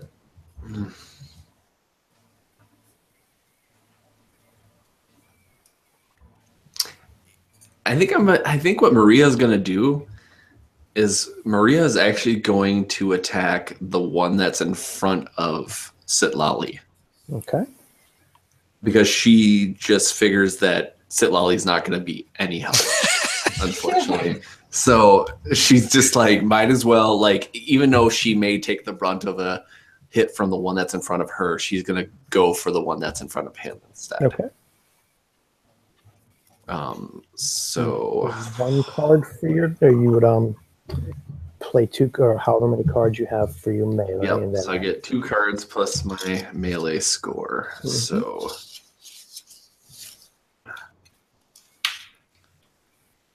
boy, this whole card thing is really like muffing me up. Dice is so easy. It's just like, oh, looks like I did this. I was like, I don't know. Let's see. Yeah, I'm gonna burn 2 good cards. So I have a 13. Okay. So this is a critical success. So you go ahead and swing your sword at the one in front of Sitlali. It passes through because he tries to attack back. He's not trying to dodge. It tries to attack right back at you, and it dissipates as your sword passes through it. So now it's a critical. How do we want to? Because that was above 5. How do we want to play that super success? Where's that at? I'm trying to see how we. It should be on page 31. 31? Yes. Okay. Well, so the second one is your opponent falls down or someone else ends up in a disadvantageous situation. So maybe the one that was going to go after Maria maybe like misses its beat. Okay. Oh, but then we can say maybe it loses its round or something. It loses its turn in the rotation, maybe, kind of thing. Let's do that because like it lunges at her and then she goes the other way and it like kind of sails past. Because it was expecting the one in front of Maria was expecting it to come at her, to come at it, and then she goes against the other one. Okay, that sounds good. That's a good way to handle that one. So now there are 2 shadow demons. The one in front of Sitlali's gone. The one in front of Seb is still there, and then obviously the one that was in front of Maria is kind of wrong-footed now. How far away are they? So there's not one in melee. Like, are we like within 15 square feet? So for me to use a lot of would make sense, right? Yeah. So it's not a range and melee kind of thing. You can go ahead and use that. All right. So my melee is 1, and I have no card slots colored in. Yeah, but you're not doing melee. You're doing range now. But do I have enough range to be able to throw this? We'll say the one in front of you, which was closest, was the one Maria took care of. and Okay. the one that was Maria, kind of got wrong-footed and went backwards. So it's within range now, not melee. Gotcha. Okay, so I will use that, and then walk me through this again. I can play how many cards? So how many? So what's your level? Oh, my range? level is 1, right? So I can only play 1. No. For ranged on your sheet. Yep. Is there 3 cards, plus. Is there cards blacked out underneath it? I'm trying to see what your character sheet is. I didn't print out that second page. Well, It said 3 plus. No, it should be the first page. So shooting. So it would be shooting. So you have. Shooting. God damn it. Yeah. You have a 3 and then 2 cards. So you pull 2 cards and play the 3. All right. And add the 3. Obviously, you'd want to, if you have any spades, because that's combat, you'd want to play those because then you get those cards right back. Yes. So I have a 6 of spades and a 4 of spades. With my 13. plus 3 is going to give me 13. Okay. And then I get to draw 2 cards back. If you played spades, yep. If you Yes. played those spades, you get back. Yep. Sweet. Okay, so you throw the spear. The spear goes through the shadow. The shadow dissipates, and your spear kind of just hangs in the air for a second, and then drops to the ground. So you had another critical, pulling terribly. So I just didn't want your spear to smash into the wall or anything. So Yeah. So faster than Maria would think possible, given his actions up to this point. With one deft motion, he pulls the alotl out, jams the spear in it, and just fucking hucks it as hard as he can, and then it sticks into the thing, and then he stops and he kind of cans his head that's the weirdest thing I've ever seen. And then it drops to the ground, and he turns around and he looks at her yeah. Maria actually claps her hand on his shoulder and gives him a "you did it, buddy" kind of look, but doesn't say anything. Awesome. Okay, Seb, so you're up now in the order. I think I'm going to cast Expel Demon. Would I need to know if they're demons before I cast it? Would that be something I could check on? Do a moral perception? Yeah, do you have is there rights, or I'm trying to think of a religious check rights? I've got rights for sure, or knowledge. Yeah, whatever's better. Yeah, whatever's better. In which case, do I resolve that first then? Yeah, quickly. Sorry. So I'll resolve that quickly. Okay. On a rights, I would get a 9. Okay. Yes, it is a demon. Excellent. In which case, I will indeed then try Expel Demon. So, target demon in your sight is 10 meters away from you. So I move closer if he's 15 meters or whatever. No, you're close. You're with 10 meters would be 30 feet. Yeah, it's within 10 feet. So excellent. He's got to confront me with his competence skill, and then I'm going to burn divine the 2 diamonds I've got, which are a 5 and a 4. So I'd get a total of 14. Okay. He got 13. Okay. So if I'm successful, which I am with consequence, he'll suffer 1 disadvantage towards all his actions till the end of the scene. And if successful by critical, there's other stuff, but that won't apply. So it just impedes him. Okay, so he has more disadvantage when he goes next then. And because I'm trying to figure this out as I go, I used all diamonds, which is my core set. Does that mean I draw 2 cards back? Yes, if you use 2 cards that are corresponding to my... Yeah, you pull those back. Yeah, exactly. Excellent. In which case, he's got 1 disadvantage. Kurt played 2 cards that weren't of the same suit, right? So he would not pull the cards. So those are burned. I'm with you. Yep. Cool. That makes sense. So I hope we get to a point where I can get some more cards. Yeah, but I think like what Daniel said is this is, you break it up. So because of the way you guys have no health in cards, it's a little bit more forgiving of breaking it up to make sure you can go ahead and replenish those. Oh, Gotcha. actually, I think at the beginning of each scene, you draw back up to 7. So, Kurt, I think you would have started this combat with 7 cards. Okay, which I actually had because beforehand I used the cards and Yeah, it was was the same. able to get them back because I used the spades. But now after this one, I'll be able to replenish once Yeah, we so get we done. go after this. After this is resolved, then you can go ahead and pull those back. Cool. Woohoo! Okay, so Daniel or Seb casts. Was it Spell Demon? Is that what it was?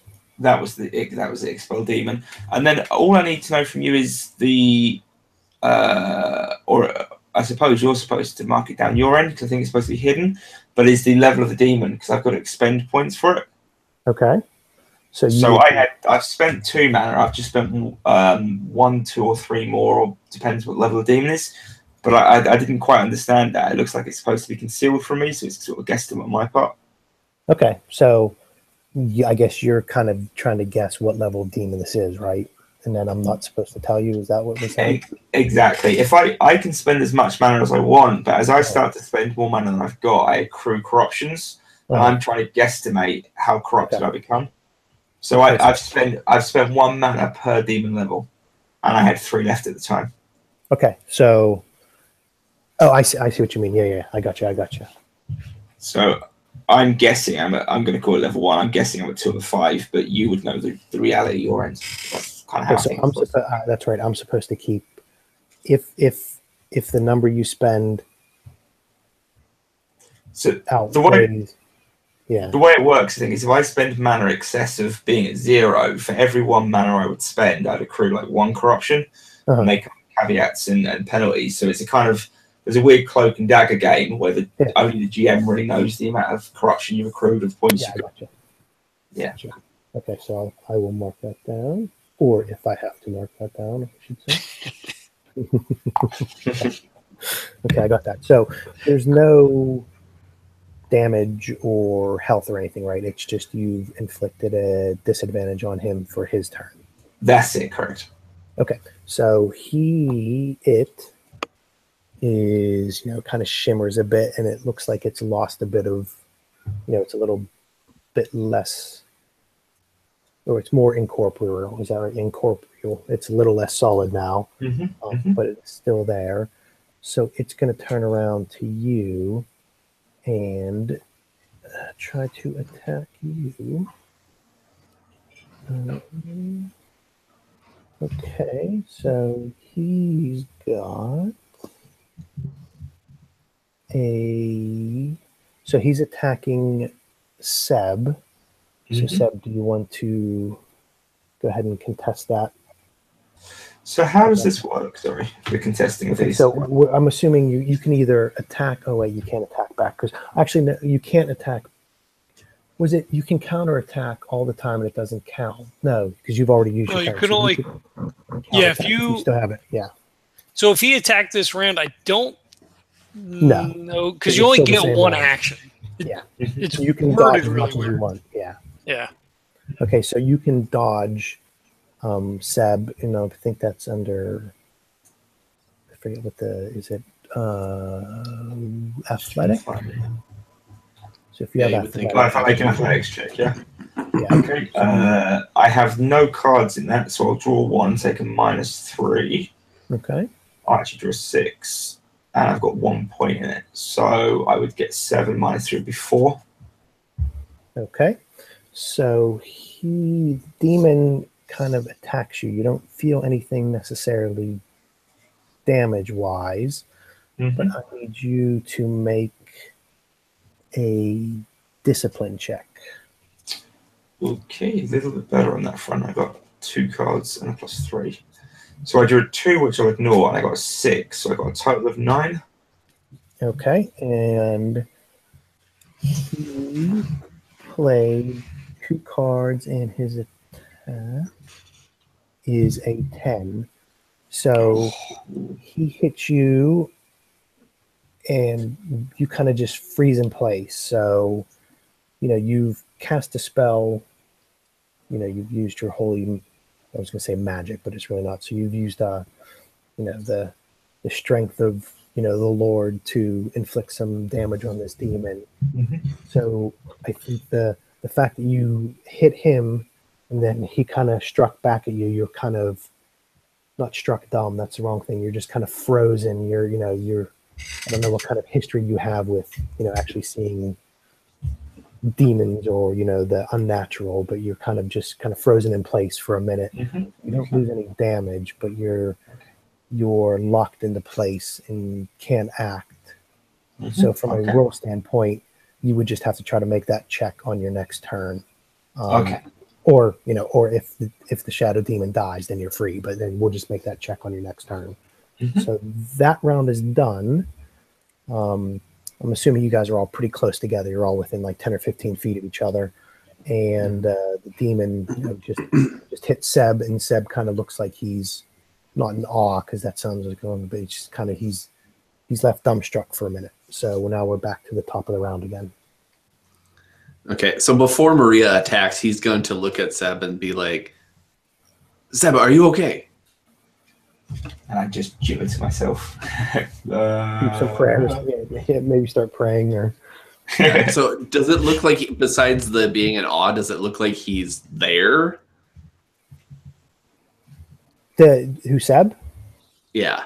Oh, yeah, he's there. It's just he's frozen. He's kind of, he's kind of struck by maybe the magnitude of what's going on. Is like, holy crap, this is actually something out of the Bible that's attacking me, demon. Okay, I just want to make sure that, fight it. Yeah, it's not something like, to me, it doesn't seem like it's like way worse than that. So no, he's not. Yeah, it's just like he's frozen. He can't act. Okay. So she's going to let out kind of a little bit of a yell to kind of get its attention, and then she's going to go right after it. Okay, go ahead. So this is 13. Okay, and the demon's got 2 cards, and I got an 11. So you've hit it, and the sword passes through it, and it kind of shimmers a bit. So it was already a little less solid after Seb, did expel demon on it. So it seems like it's gotten a little bit less now than it was on the previous round. So it doesn't really make any noise, but you can see it kind of almost shrink a little bit. It loses a little bit of its shadowy mass, and it's gotten a bit less solid. So next is Sit Lolly. All right, so I think you can move like 8 meters, which seems ridiculous. Yeah, it's a big move. So can I dash to my fallen spear, load it into the allotl, and huck it? Wait, because I think you had a critical. So let's just say the spear didn't hit the wall and break, and you're able to we can roll that into being able to rearm and go ahead and throw it. All right, cool. So I will do that, and I am going to. How many freaking cards do I have in this thing? I think once your deck's done, you have to reshuffle it then, right? Yes. So I can play 2 cards, and I get a +3. Oh, I am going to play a 5 of clubs and a 3 of hearts to give me 8, and that'll give me an 11 total. Okay. So, what happens when you pull the Joker? For the GM, I'm not sure if it's the same. Check real quick. Joker. Oh, you can't pull. You can't play it as a regular card. You play the Joker after you determine failures and successes. You can discard the Joker and add or remove a positive or negative consequence.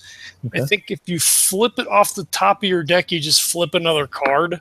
Okay, that's what happened. Yeah, so that's what happened. So, what did you say you got? You got 11? Yes. Okay, so you just succeeded. So you hit him You hit the demon, and he can't get away, or he can't, counterattack. He was unsuccessful with that. So Okay. go ahead. So that was an 11, and he got a 9. So he looks like he's going back down even more. So he's, kind of dissipating, or it's kind of dissipating a little bit less than it was after Maria and Seb hit. So now it is Seb's turn. So your spear is kind of repeat my discipline check, yeah? Yeah. Yeah, okay. Yep. 6, that's 3 plus a 1, 4, plus 6, 10. Okay. 10? 10, yeah. Yeah, okay, hold on. Let me shuffle my cards because I just finished. And so sit low. Your spear kind of hit it and just kind of dropped down. It didn't go flying out anywhere. Okay. As you're reshuffling, I guess we can point out, as far as the mechanics go, that the GM has a deck of cards, and then based on the level of the NPC, whether it's monster or otherwise, you'll flip a number of cards equal to the level and add those together.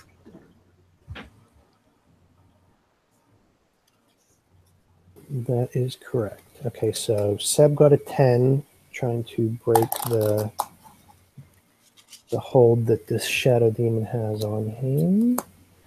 And the shadow demon gets 8 plus. Oh no. I think it's a 2. Or is it 12? So 12. Okay, so you're still held. I'm trying to see if there's any damage on this. It doesn't look, because some things of these you suffer an injury. No, this one is just you're completely locked. You can't do anything. So the shadow demon, has been attacked, and it kind of looks back at you and gives you the shadow stink eye to keep you kind of held where you're at. So you're still kind of locked up and saying Hail Mary under your breath and not able to attack. So, yeah.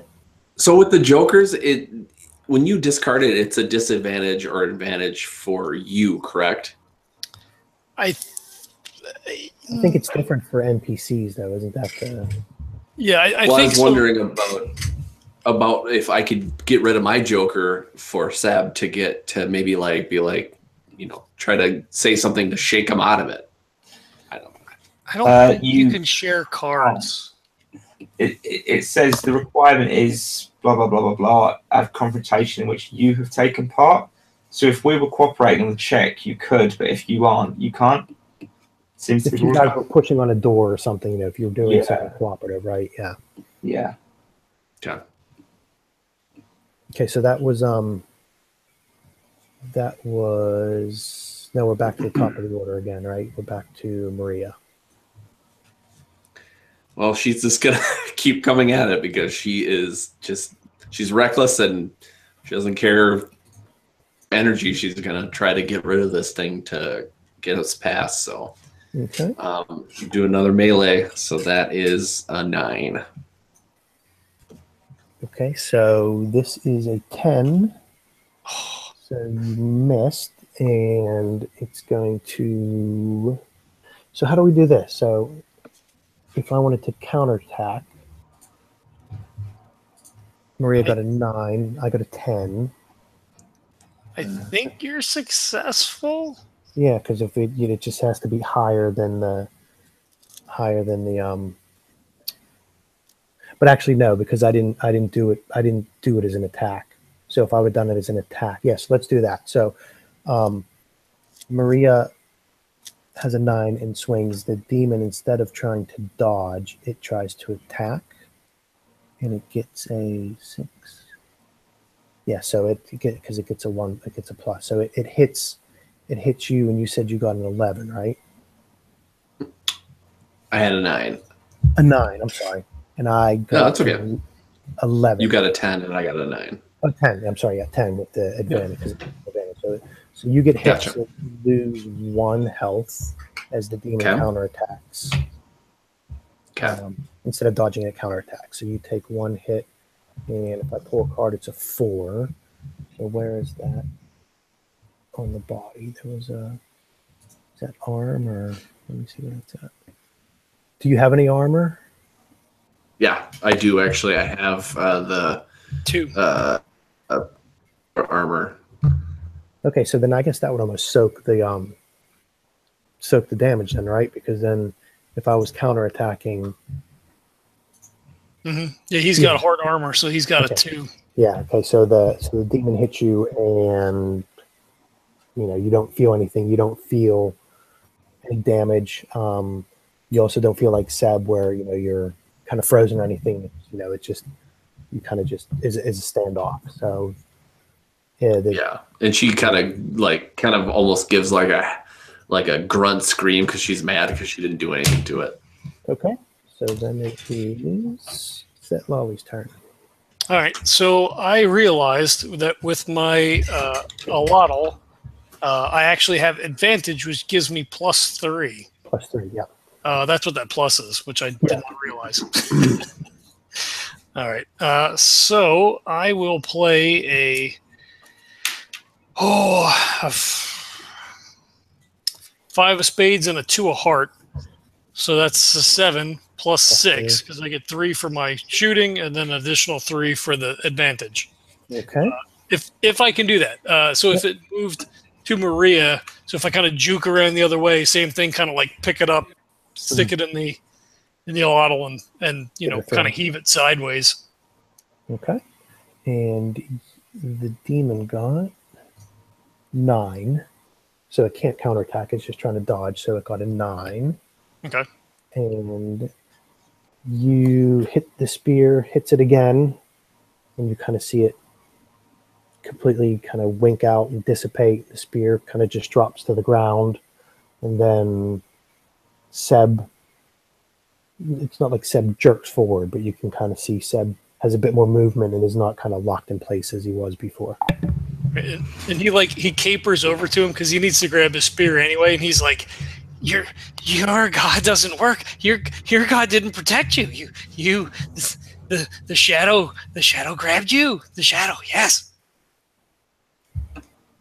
I am in one piece. My god protected me through your actions. Thank you. And I stoop down and pick up your spear and hand it to you. Oh, yeah. And he pats you on the shoulder because you've done that to him before. All comes full circle.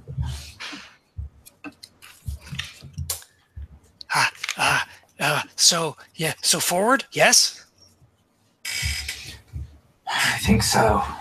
Can we, now we're downstairs, can we hear anything? Are there any more noises or anything? You can just hear that, that rasping voice repeating the name over and over again. Oh god, I forgot about that voice. It's not like it's getting closer or further away. It's just kind of permeating the air. Mm-hmm. So you're at the bottom of the steps, and I guess so. We can anybody if anybody needs to refresh their cards, they can do that. Mm-hmm. Sure did. I would have had one joker left, so I'm glad we got past that part. So no one got any damage because the attack on Maria didn't hit because of the armor. Because I was gonna say we could do medical now too, because I think you can do like a quick medical thing, but no one's lost any damage yet. So go ahead and refresh your cards. Maria actually, even though she hasn't gotten any damage or anything like that, she just reaches into the pocket where she got the coca from Sitlali, and she just kind of chews on it a little bit. He gets a twinkle in his eye when he sees that you took it, because you accepted his gift, and he puts a hand. He stands in front of you, puts a hand on your shoulder, and he says, "Be careful," because you told him to be careful before.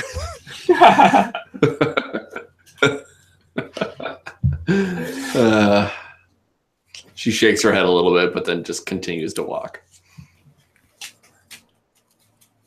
Okay, so you're at the you see ahead of you a long stone passageway that kind of goes deeper into the into the pyramid.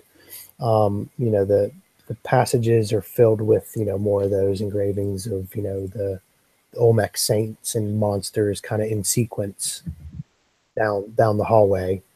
And this is actually kind of a codex, so it's telling a story. And if you want to stop and study that, you guys have some of the history from before, so I don't think there's any check on this. So you'll be able to, to get the story of what this wall is telling you. So I'm going to go ahead and tell you what this says. Go ahead and read this to the players. Okay, so I'm going to read this. The Kuatli Temple was once a religious center of the Mokeya civilization. So the Mokeya was the local village. That was how they described the Olmec culture. That's what they called it, Mokeya. Primal ancestors of the Olmec and every other culture in the continent. They even predated Aztlan culture, although no Nuwa will accept it. So a lot of the cultures that are around now in Mesoamerica don't really believe that this is kind of like a precursor civilization. They don't accept that is the case. And their temple was not called Kuatli, but nobody remembers what the true name was. So Kuatli Temple was something that was called afterwards, years after it was built, centuries after it was built.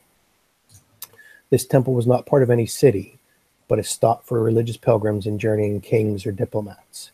Here, the ancient priests gave blessings, food, and water to travelers, or made the trip themselves to sanctify a building or a new royal birth. So this was kind of like a central place for, getting divine help in giving donations.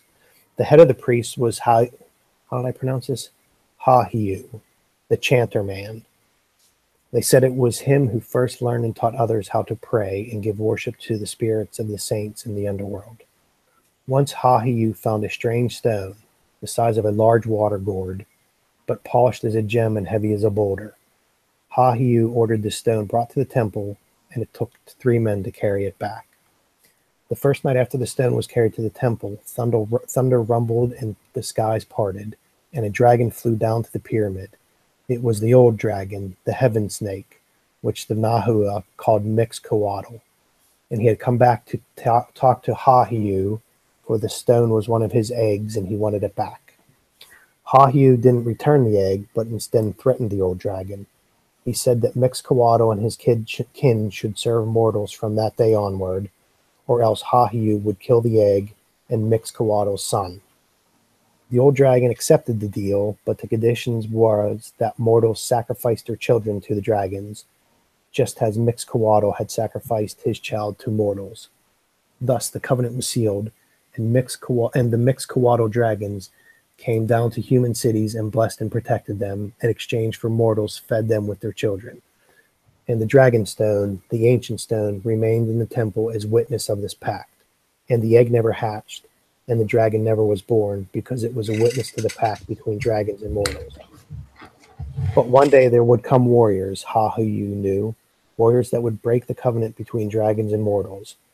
When that happened, the egg would break and the dragon would be born, and he would be like his father in glory and godlike might, and he would serve the warriors that came for him. So Hahiu didn't die, but remained a living shell, a deathless guard, watching over the temple for centuries after centuries, until the age of the breaking of the covenant, until warriors came that would reclaim the egg of Mixcoatl and summon the child of the old dragon to battle. So that's what all of the codex along the wall tells you as you're walking down.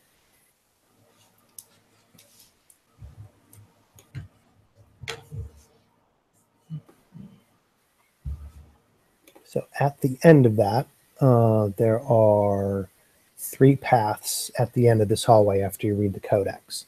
So obviously this jewel, this part of rumor of legend, this wall says it's a dragon egg, and this temple and the guardian was set up to guard over it. And whoever gets possession of the dragon egg, if the dragon egg hatches, then that dragon would serve whoever has it. And then there would be no more need for the guardians or the village to watch over the temple. And it's a prophesied thing, so it's not like this is something that isn't expected to happen or not wanted to happen. This is what they're expecting to happen all along. So go ahead.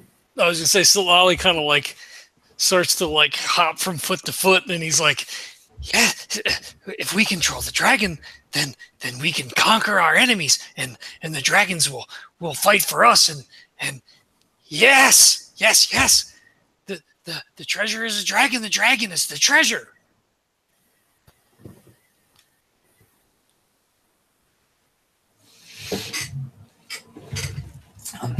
My character's kind of mulling this over. The prospect of converting a dragon from the New World to Christianity is a pretty tantalizing way to make a name for yourself. And unless you guys are delaying, I think having studied this not tapestry but engraving, I press on, heading towards whatever's waiting up for us next. Yeah, I think Maria kind of contemplates, like, you could almost see a greediness in her eyes as far as having a dragon basically to help watch over and protect you, but also you can also tell there's like a sadness in her eyes, like this whole ordeal just seems sad. So I think that Maria is just like obviously if we're the chosen and this is supposed to happen, it's supposed to happen, but in the same aspect, she's sad about the things that have had to happen before for it to actually come to fruition or whatever. Like slaughtered of thousands and thousands of children over the years. Yeah, exactly. Her matronly instinct kind of comes to the forefront, and she's just thinking like, you can almost tell in her head, like, she's like, and she kind of almost says it out loud, like, but in a hush, like, were there any children in that village? I don't remember seeing any children. No children. No children. The protectors, they sacrifice the children to the dragon, and now we'll take the dragon, and the dragon will be ours, and the dragon will fight for us. But I mean, this is all for what price? What price is this? The gods demand sacrifice, and we must provide sacrifice. If we are to thrive and grow, then the gods must be placated. Your friend must not have placated your god because the demon touched him. He's been touched by a demon. And then he kind of like takes a step away from you and kind of like looks at you side eyes, like it just occurred to him that you were touched by a demon. Nice. I'm still quite absolute about that one. Yeah, and Maria kind of looks at Sitlali and just gives him almost like a "don't be ridiculous" kind of look, like, it basically looks at and says to Sitlali, the demon could have touched any one of us. Don't play games. Don't think that you're any better than we are. Don't think you're any better than he. Spirit. He's like, but I killed the demon. Yeah, so did I. But you know what? Anyone with good enough power can kill the demon. I mean, you've seen it. You've done it. I've done it. And he kind of like conspiratorially like leans into you, and he's like, he didn't do it. He didn't do it. I'm sure you failed at a lot of things, but you know what? That doesn't define you. And he like cautiously moves towards Sebastian and kind of just like pokes him. I knew that was gonna happen. My face remains still and utterly unmoving, and I just kind of say with a growly, low voice, "None of this expedites us towards our destination." And I'm much gruffer than usual as I kind of overemphasize this. And then I about face and kind of step off down the corridor towards the area we haven't been yet. as you step forward, like he steps back, but he was reaching out to poke you again, but you like walked away. And he just lets his hand fall, and then he looks at Marie and just kind of like shrugs, like, nah. Yeah. And as Sitlali starts walking, where she's like, what a fool. He is, yes. He is a fool. No, you. Sitlali. And he looks like a puppy that just got kicked, like his face just drops. Like. And then just as that happens, the coca leaf that you stuck in my robes or whatever falls out, and she like gives the wide-eyed look to Sitlali. And then he just from ear to ear, like from 1 second to the next, he's like. Okay. So she shakes her head and just walks past him. As you walk by, he says again, "Be careful." She's about to say something and then just is like, "Why bother?" and then just keeps walking.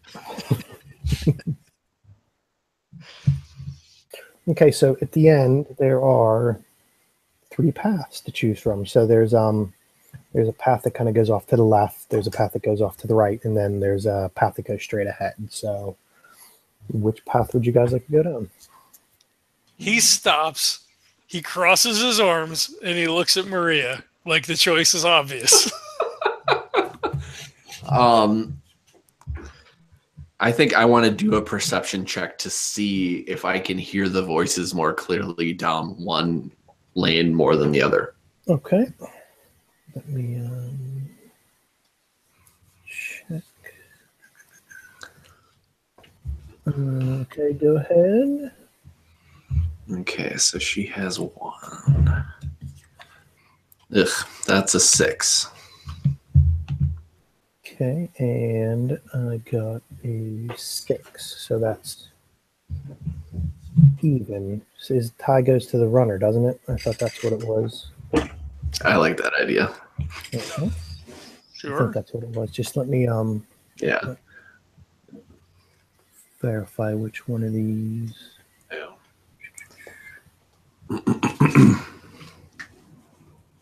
Okay, so you hear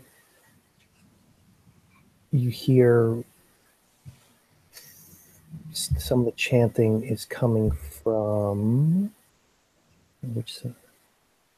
from the path straight ahead. You kind of hear some of the chanting. It seems, like I said before that, it just seemed like it was kind of coming from everywhere. But if you start going a little further down, you can hear it seems to be coming a little bit stronger from the path that goes straight ahead. Gotcha. So then, yep. So then Maria mocks his arms closed or folded or whatever and looks at him and says, sometimes the path is more, oh, damn it, I had it. Oh, more straightforward than it seems. And then puts her hand out towards the center aisle. And he's like, and he comes up next to her and he goes, and he does imitates her movement. He goes, after you. And she actually pushes him in front of her. And he kind of takes a couple of shuffling steps and then looks at her for a long minute and then shrugs and starts heading down the path. Nice. She doesn't follow behind. She actually respectfully waits for Saba to go. I bow slightly through gritted teeth and turn after him. Nice. And she kind of gives a side head nod to him. My character's not the biggest fan of women, but I have to respect the fact that you've killed about 3 enemies. Talents have definitely been shown today. Yeah, my character is definitely turned around on you guys. Yeah. Usually she would not even care 1 iota. So Okay, so you guys are heading down the center path, right? That's correct. Yeah. Okay, so you're you're walking down that center path. It's the tunnel. It's like the rest of the temple. It's carved with all these figures of the monsters and the saints on the walls. However, the carvings here tell a bit of a different story than the other ones. The other one told us the history of the temple. Here, the story tells how the head priest of this temple was buried alive, and he will remain alive, waiting below for the centuries. So, that's kind of the story that it's telling you, and that kind of ties back to, the story of the deal that was made with the dragon stone itself with Ha-Yu. So you're assuming that the one that's the priest that was buried alive in the temple to watch over it is the same as who made the deal with the mixed Kowato dragon. So it's Ha-Yu. So you walk about 100 feet down this passage, and there's a stone slab with symbols of a priest, a dragon, and a precious stone. It doesn't seem, it's a pretty substantial, slab of stone. So it's doesn't look like, it'll be any way to move it or, kind of force it. But you do notice in the middle, there's a kind of small circular depression, kind of like a disc shaped in the middle of the slab.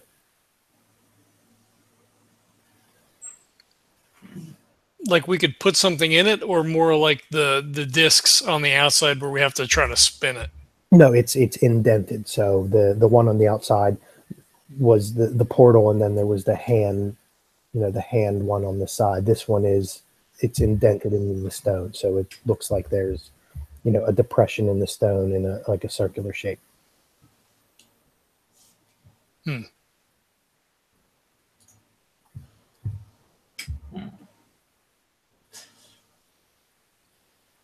When we were interacting with the one outside, did it look like it could be removed from its housing? No, once you turned it, it locked. It locked once the portal lined up, and the one on the outside was just almost like a stone sticking out of other stone. So it was almost like a giant, like a hand dial made out of stone. This looks like it's a depression. It's set back into the more big giant slab. So it's there's a circular depression, disc shaped in the slab itself. So Lolly starts like patting himself down, and then like inspiration strikes. He reaches into his little pouch. He holds the coca leaf like by the tip and like puts it in the depression and like pulls his hand away real quick. Just waits like expectantly for something to happen. No, you don't get zapped. Maria looks at Sitlali and is like, "Go ahead, Sitlali, put your hand in there," and then kind of giggles a little bit. Well, he reaches up gingerly to snatch back his coca leaf if nothing happens. Yeah, nothing happens.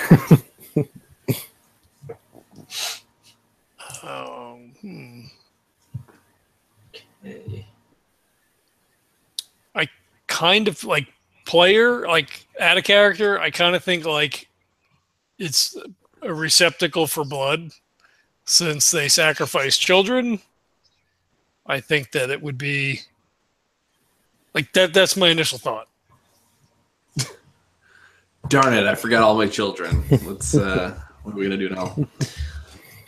Well, is it kind of able to catch and contain blood? I'm imagining something sort of horizontal onto us. Has it got a lip? Could it be used to intern blood, or would it just spill out?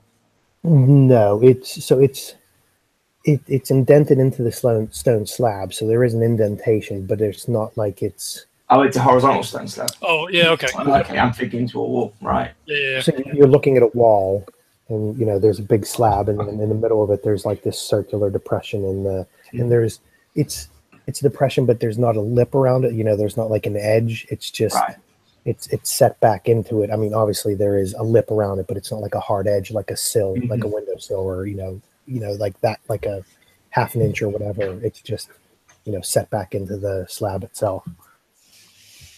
Can I investigate the depression itself then? So I will actually put my hands inside it and feel around and see if I can feel, anything like an inner lip on the inside or anything that can't be seen easily from outside.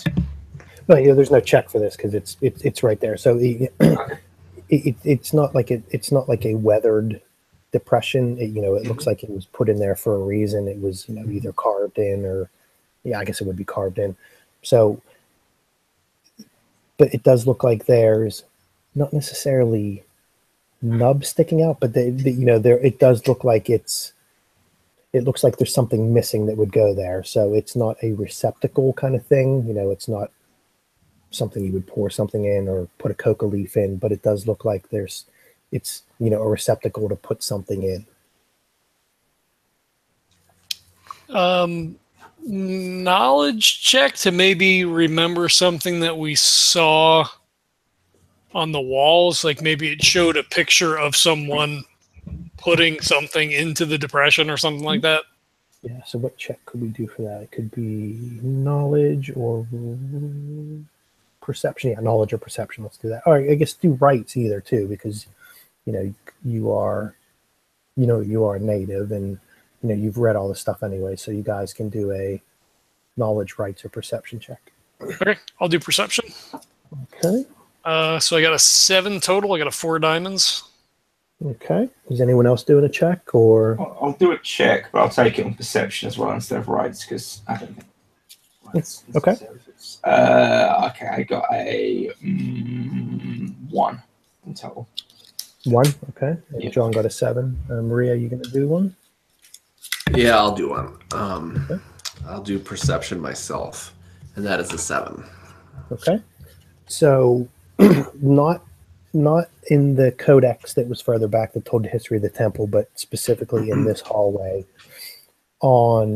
Maria's looking on the right side of the wall, and she can see a figure on there that has a half disc shape, and he's kind of holding it up in his hands. On the left side wall, Sitlali sees that same figure holding up another half of a disc shape. So it's not necessarily yin and yang, but the right side is holding it and it's facing one way, the curve of the bisection of the disc. And on the other wall, Sitlali sees that it's kind of flipped around the other way. So you can see this figure you're assuming is the priest holding up, each side is holding up a half of a disc in his hands. Okay. Does it look like, so then he would try to see if it came out of the wall, like if he could pull that from the carving, if that came out of the wall? Yeah, that's what Maria would try to do too. No, so it's just stone, it's a carving of stone, but it is just, the half of a disc. Okay.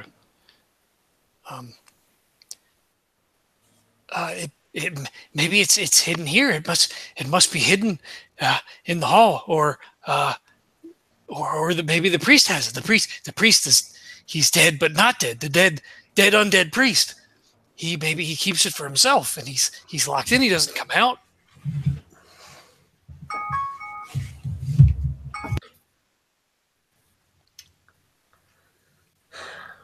He would start to cast about to look for something that would resemble what we're looking for.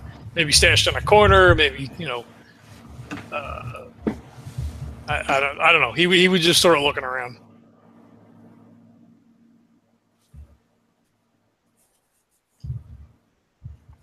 Okay, so just to make sure that I didn't screw up. So when you guys got to the bottom of the steps, you did make a choice for which one to go to because you did the check to see where the sound was coming from, right? That was right.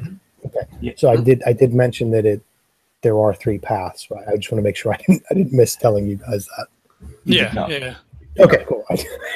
Okay, I want to make sure that was I didn't leave that part out. So Nice. So I feel like this is a hint to maybe take another path. well, So what happened? Bing, bing, bing. Spent 6 hours here, like looting. You fought the shadow demons down at the bottom of the steps, and then there were 3 paths. There was a left, a right, and then down the middle. And that's when Maria made the check, saying the sound was coming from the middle path. So I just wanted to make sure I did describe that clear enough that I didn't miss describing that there were. No, you did great. We just forgot about the other paths. That's all. Yeah. So then Maria thinks about it and says, okay, so this is what I'm thinking. So we've got the left wall that has the one part of the disc. We've got the right part of the wall that has the other part of the disc. So if we go to the left path, we should find the one half. We go to the to the left, we should find the right, we should find the other half, put them both together, bring them to the center path, put them here. Then we should be able to find Hawahu, or whatever his name is. Yes. See, I knew the right path was the right way. It's always the right way. But so is the left. He's already up halfway up the hall. Okay. Yeah, I will. Yeah, try to hurriedly. I'll try to not run, but I'll be like, okay, try to make it look as not as. I'll try to make it look as nobly as possible. That's not a word, but I made it up. So it's okay when you get to the head of that path. He's like when you have your dog out for a run. He's not on a leash and he'll run so far and then stop and turn around. So when you get there, he's just waiting for you to come up. So he's now come at the crossroads of both sides, and the right has changed. Right. Going with his first road. Oh boy. So then if we come out, if we go to the right where the left one is, and then we come back, then we'll have to go to the left. How are we ever going to do this?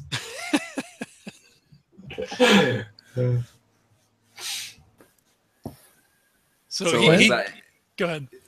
So as we approach him, I just kind of I don't know what Saba thinks, but she just just kind of is wherever you want to go.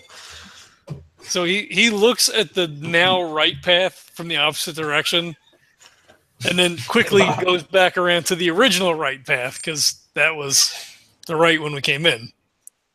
Nice. And then Maria takes a look at Saba and it's kind of whoa, did he literally she gives him a look did he literally put 2 and 2 together?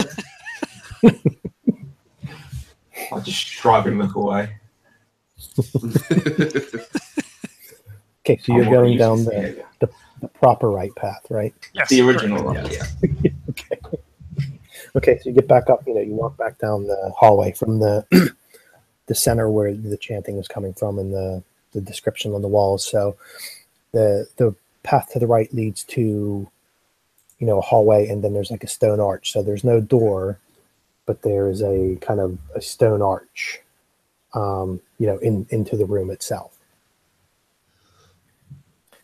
So can we tell how big it is then? How big? So there's an archway into an open room, and you can see some lights. You can't really see super descriptively until you walk in, but you can see there's some carvings on the walls and things like that. But once you go through the arch, the room itself opens up into a room and it has some carvings on the walls.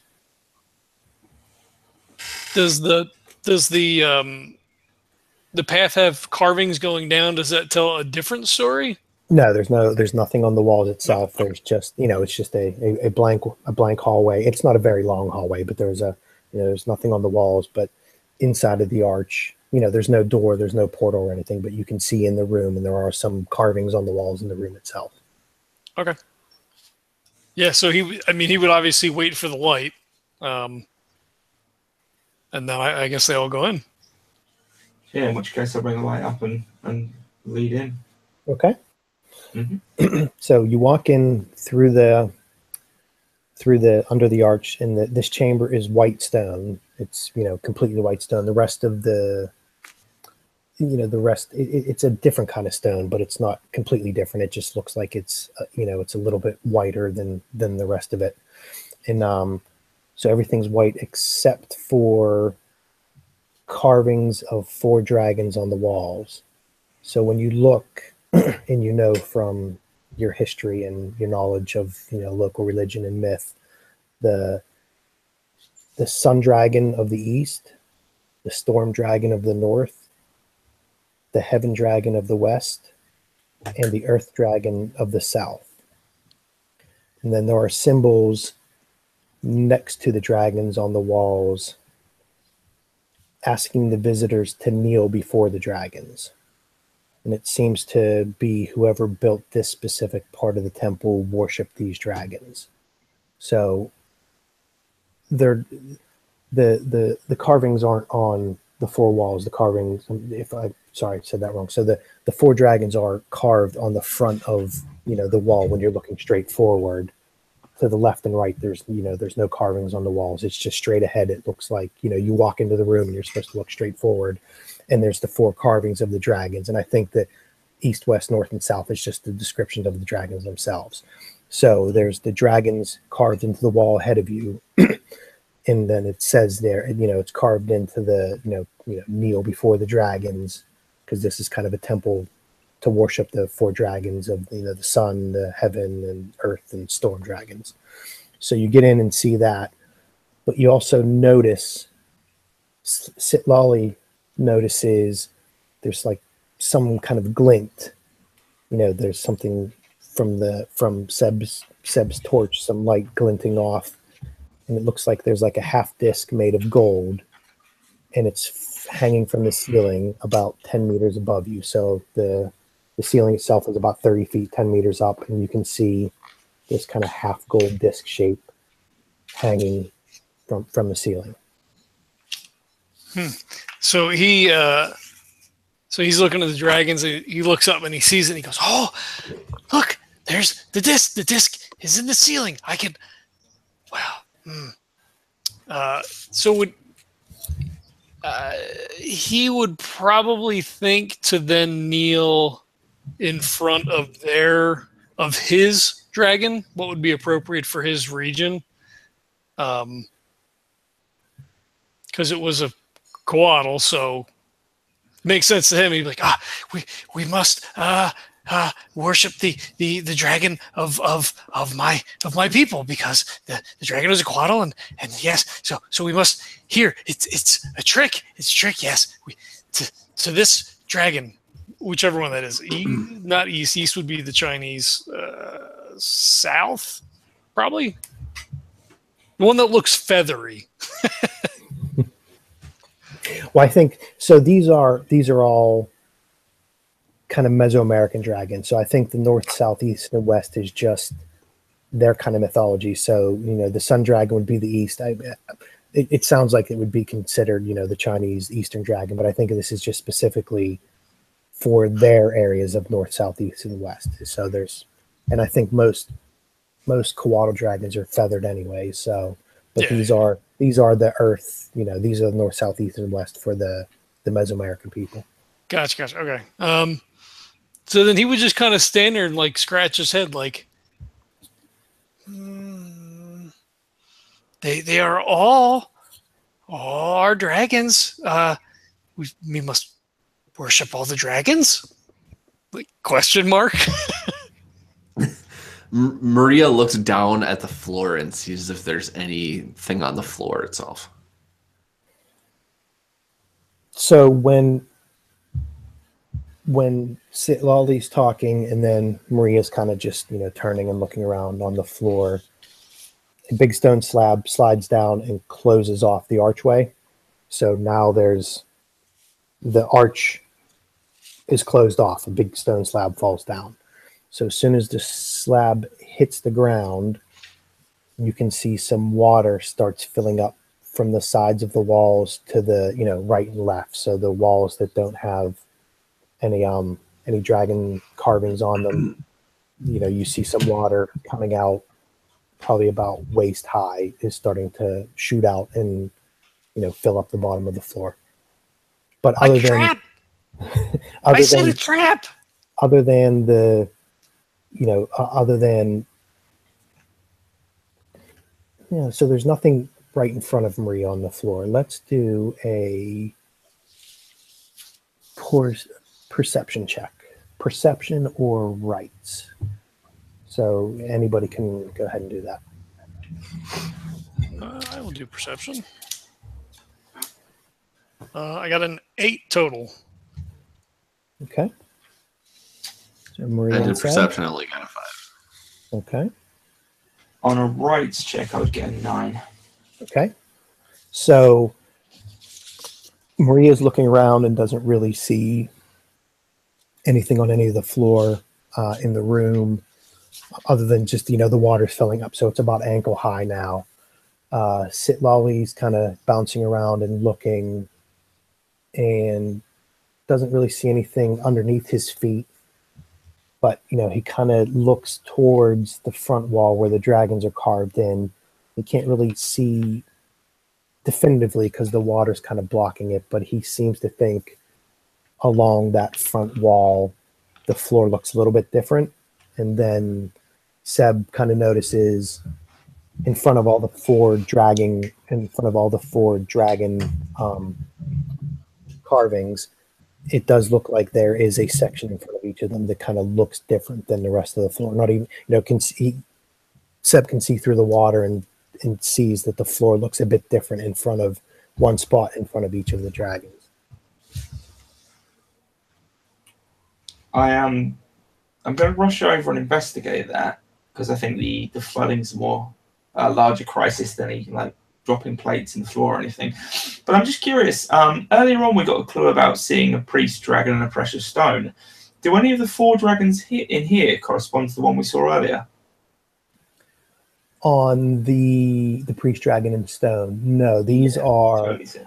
I think this is like we said, chapel before. So if you're, I guess to kick it back to Christianity, if you go into a church, there is a big church, but in old medieval churches, there were chapels inside of the church. So those were different sections of the church. One could be for Mary, one could be for Joseph of Arimathea. There were different little sections. So this is kind of a chapel to dragons. So these are the 4, cardinal dragons. So there's not, it's not a specific one. This is just a separate area to pray to the dragons themselves. Okay, cool. Right, in which case I'm going to surge over. I'm going to check out what these kind of darkened patches are before each dragon, if there are receptacles or anything like that. Okay, so you got a 9 on that check. So it does look like in front of each of the dragons there is a floor tile that kind of looks different than the rest of the tiles throughout the floor, or the stone throughout the floor. It looks like there's a little bit of give, around the edges, almost like it wasn't grouted. So, one of those in front of each of the dragons. I'm gonna pick one random. This is gonna backfire on me. I'm gonna drop to a knee in front of it. My knee on the particular stone. And see what happens. Okay. So you kneel down. We'll just say it's the sun dragon. So you kneel down in front of the sun dragon. You kind of feel the plate give a bit, and the way the dragons are carved, they're kind of more head towards the bottom and bodies towards the top, almost like they're bent. They're bent around. So the dragon head is at the top of the ceiling. It was kind of near the bottom. So the minute you kneel down on the plate, you see the dragon's mouth open, and the water starts draining through there. So it's come up to about waist height now. That dragon's mouth opens and the water starts, slowly going out through that. Brilliant. I will move to another one, and I gesture to the other 2. Quickly now. Oh, yes! You figured it out. And they'll run to the one on the end and kneel down. Okay, so Maria won't be hasty about it, but she'll go as fast as she possibly can. Okay, so Sitlali kneels down in front of the heaven dragon of the west, and when Sitlali kneels down, the the plate or tile shifts a little bit, that mouth's open. So Seb, you said you moved up from one to the other. Is that what you said? Yeah. Okay, so the sun dragon, you get up from that, the plate, the tile on the floor kind of shifts back up, and that mouth closes. Okay. But the one you kneeled back down with opens. So right now, two of them are opened. The water's draining out. It's down to, it was at waist height. Now it's down to mid shin height. Now that the two of you are kneeling, and Maria's making her way over. So the water is draining out now, but the one that you had kneeled on had closed. But there are two open. Okay. So the water. So is are draining. there two? I'm sorry. Go ahead. Sorry. Are there two that are close enough where we can, like, now that I see that happening, is there a way where it looks like, possibly I could get two in one, or is it just too far away? It's too far away, but what you've noticed is when Seb kneeled down, the water was going a bit slower. Now that Seb and Sitlali are kneeling, the water's going out much faster. So the replacement rate is below, the fill rate is below replacement now that the two of them are kneeling. Gotcha. So then I'll take the last one, or the one of the two empty ones. Okay, so then Maria kneels down. You guys are looking up at the dragon themselves. Notice it's for a temple that's this ancient, the carvings are still really good. They're very descriptive. Lots of detail, and in that minute or so where you're just looking at it, the rest of the water drains out. Does the door open? The door does not open yet, but there is no more water coming in.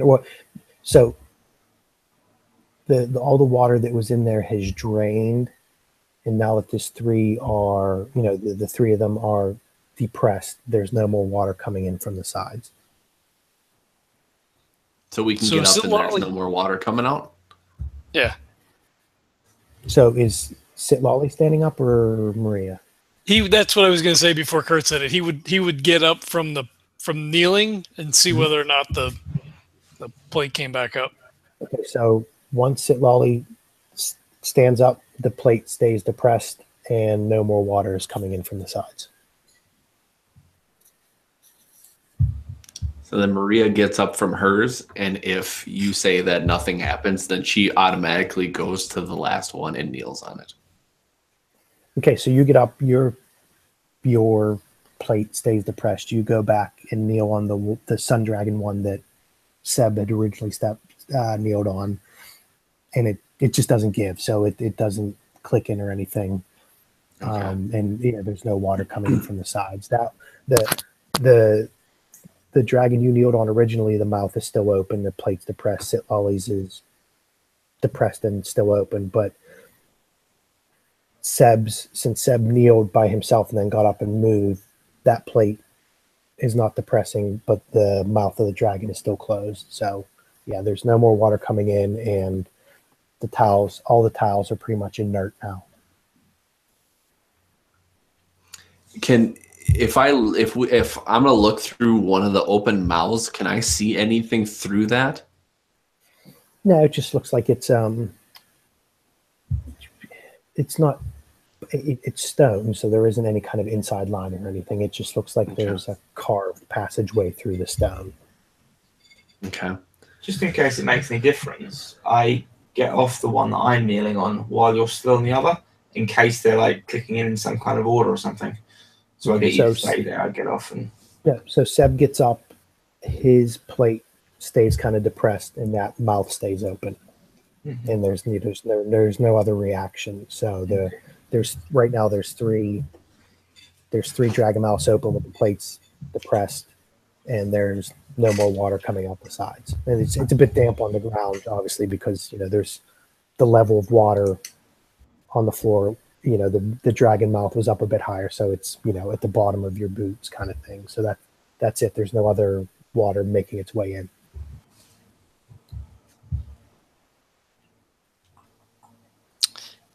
How does it look like the the gold disc is attached to the ceiling, and how high is the ceiling? So the ceiling is 10 meters, so it's 30 feet. I think that's what it's there. Okay, that's pretty tall. And then it's dangling, so you can't tell. You're assuming it's not any kind of, you wouldn't think it would be any kind of natural material, fiber or rope, just because it's been in here a long time. But also, you were told by the holy man in the village that, they're the guardians of the temple, and, that you've seen some lights and sensors lit throughout. So you can't really tell if it's any kind of natural material, living, form of living material, rope or anything, but it's not pegged in, it's not fastened to the ceiling. There's not that much wind, but you guys are moving around. There was a bunch of water flooding in, so there was some displacement. It's not like it was rocking back and forth, but you did see a bit of a give to it. Okay.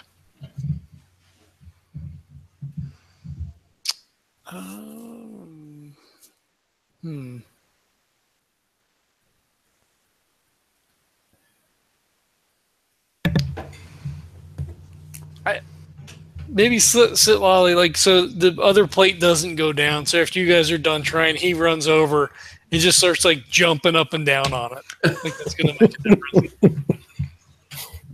Yeah, so it doesn't do anything. Excuse me one sec. From what you're guessing is those plates were specifically, the water, the dragon. They were specifically tied to the dragon mouths and the water itself. So they were part of that feature of the room. They were tied to that. So, Sidlali, how well do you think your aim is? My aim is very good. I killed two shadow creatures. Okay. I regret my decision to ask, but anyway. So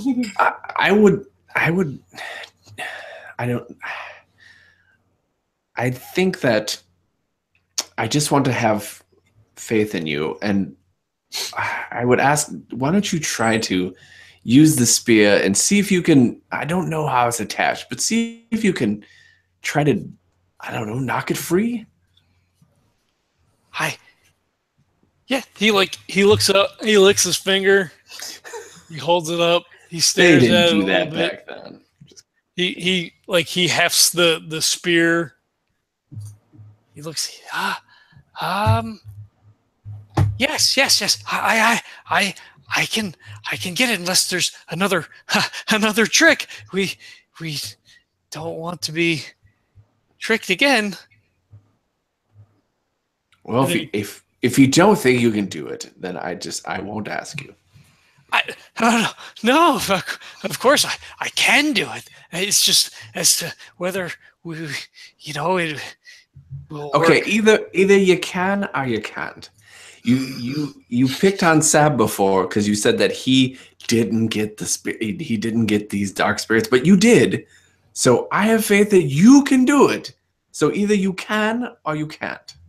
Yes, of course I can. And he gives Seb the stink eye a little bit for no particular reason other than it seems to be your fault now because she's harassing me, and he tries to get as much room as possible to get like an angle in because I'm obviously not gonna fucking throw it straight up. So he'll back against like sort of close to the wall, but enough room that he can still swing the alotl, and I guess he'll take a shot at it.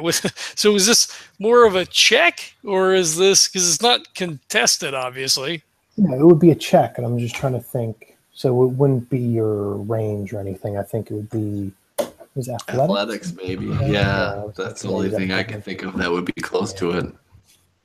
All right, I'll give that a shot. I got one card in that. I get a +3. Here's hoping. That's an 8. Nice. And it's a spade if it matters. I don't know if it matters in this.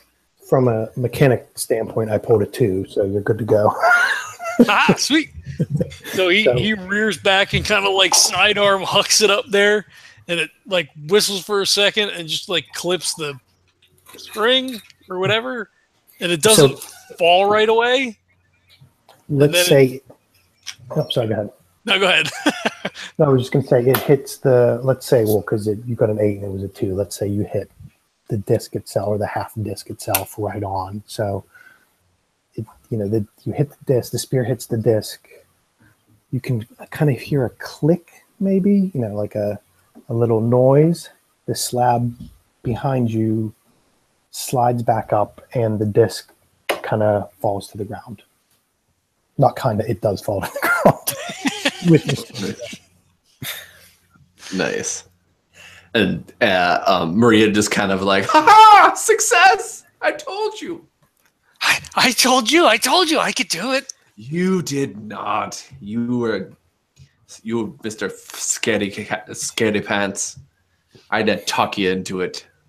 Then he runs over and he grabs the disc and he's like holding it up to himself. He's got this, picks up the spear and grabs the disc and he's holding it.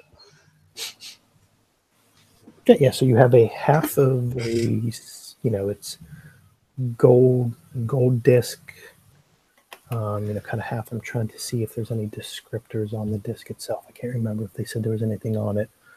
But let's just say it's it's a plain gold disc, maybe with a bit of, carving into it, but not anything, not anything that stands out. Maybe just some designs. Here we go. So some of the disc designs look like some of the tattoos that you saw on some of the villagers of the Holy Man.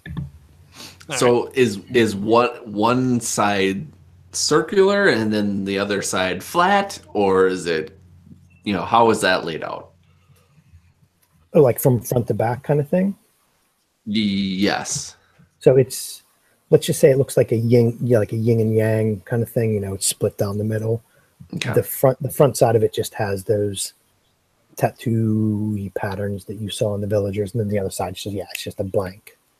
Okay. Blank. Gotcha. So in the depression you saw in the slab in the hallway, there were like maybe 3 or 4 protrusions, maybe just like some little knobs that were sticking out of that. And then on this disc, there are holes that, correspond to that. So there's 2 on this one, and there's 4 altogether in the depression itself. Gotcha. Does the door open? Does the archway open? Yeah. So when you hit the disc, you heard a click, and then the slab slid back up. Oh, slide meaning that. Okay. Yep. Okay. So to the left to get the other disc, but beware, be safe. It's just a trick. Yes, we get it. I think so. Fantastic shot. And I get a pat you on the shoulder. Thank you. Yes. In which case, I'll bring the torch back up and head down that way. Okay, so you go down. Do you guys want to see if the first one fits before we get the second, or do you want to put it all in at once? We need them both. Yes, it showed both on the left and on the right. So we probably should just get the other one. Mm-hmm. I agree. Okay, so you're going to go to the left. Mm-hmm. Left, yep. So to the left. So you come back to the main entryway down at the bottom of the steps. You came down. Come back from the right. So you walk back over to the left path, and it ends in a closed stone door. So it doesn't look like a slab. There's nothing decorative on it. It just looks like, how do you do a stone door that's closed? I'm just trying to think of hinges and stuff. But so anyways, it doesn't take up the whole width of the path, the hallway. It's just, maybe a 3 foot wide by 6 foot tall. You can see a cutout around the edges. Nothing really on the stone door itself, towards the right-hand side where I guess a doorknob would be. It does look like there's kind of like a depression in the stone not carved, but maybe from use, from centuries and centuries of use. There is just like a little bit of a bow in the stone on that right-hand side, kind of doorknob high for 21st century.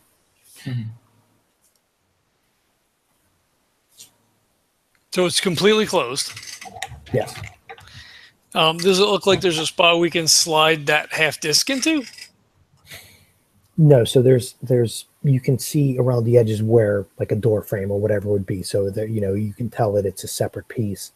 And just on the right hand side where that doorknob level, it just looks like it's worn down. It's not carved. It's not chipped out. It's just I'm trying to think. Have you ever seen pictures of when people go to the Church of the Nativity or whatever, or people that go to Mecca? The stone has just been touched by billions of hands over thousands of years. It just wears down a bit. So that's just kind of what it looks like there.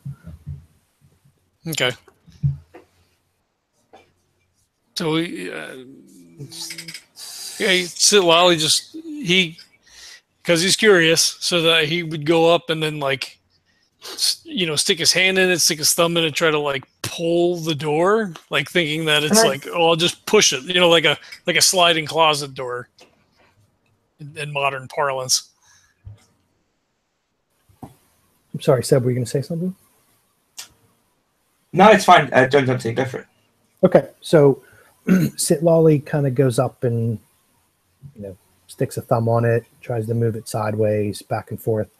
So Sitlolly pushes on it, and it doesn't go to the left or right, but there is some give pushing forward. So just that little bit of thumb push on it, it did move a little bit, swinging inwards. So then he backs up and he takes the spear and he stands away, puts the spear on it, and pushes to see what happens. So he'll put all of his weight into it, yeah. Yeah, so put the butt of the spear on it and give it a push. Mm-hmm. So with that, it swings, it doesn't just fly open, but, you're pushing on it and you're walking forward with that pressure, and, the stone door kind of swings in and opens up.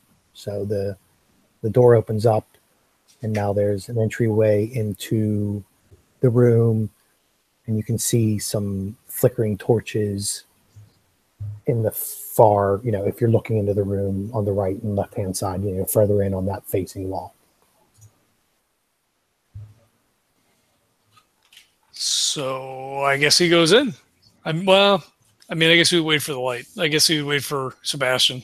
Yeah, if you're happy, I'll step in again with the torch raised and see what we can see. Okay, so Sebastian steps in with Sitlolly and Maria kind of flanking him.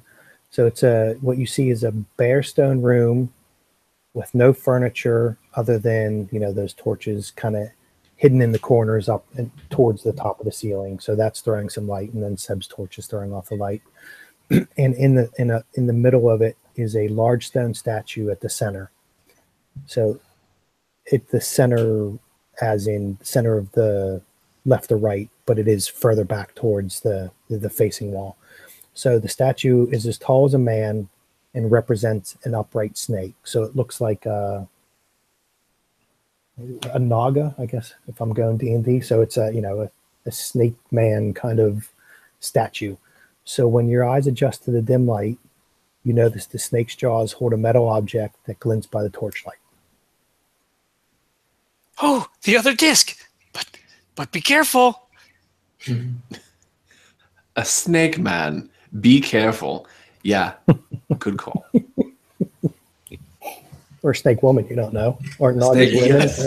Snake person, sorry. It's way back then. They didn't, unfortunately. I think Sitlolly would be expecting a trap at this point. But he's still curious, so I think he would get closer to get a better look to see if it's being held in, or if you could just either grab it or push it out with the spear.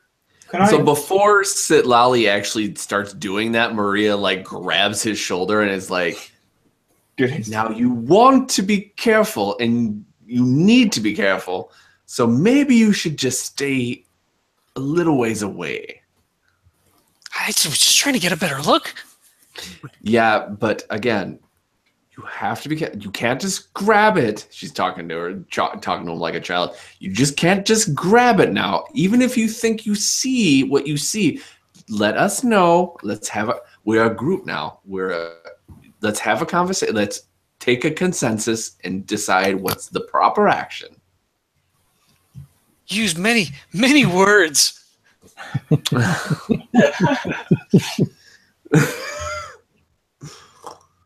So exactly what I just did is exactly what she does, because she's just like is kind of growing fond of him, like a younger brother, but also wants to smack him because he's just so sick of shit.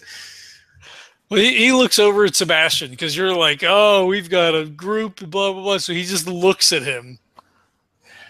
Sebastian takes the torch he's got, and we're still in the periphery of the room, right? All three of us? Nobody's actually gone in, have they? Yeah, I thought we had gone in because I think you're right in through the. Yeah, you're right in through the doorway. So we've not gone up to the snake statue, have we? No, and it's too far away.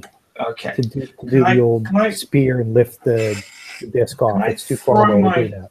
Throw my torch close to it, and then hopefully with a bit more light, try and do a kind of perception check on the space and see if I can see, not laser beams, but the medieval equivalent, like just anything, raised plates in the floor, any arrow slits, anything about the snake itself that I'm not seeing in the darkness.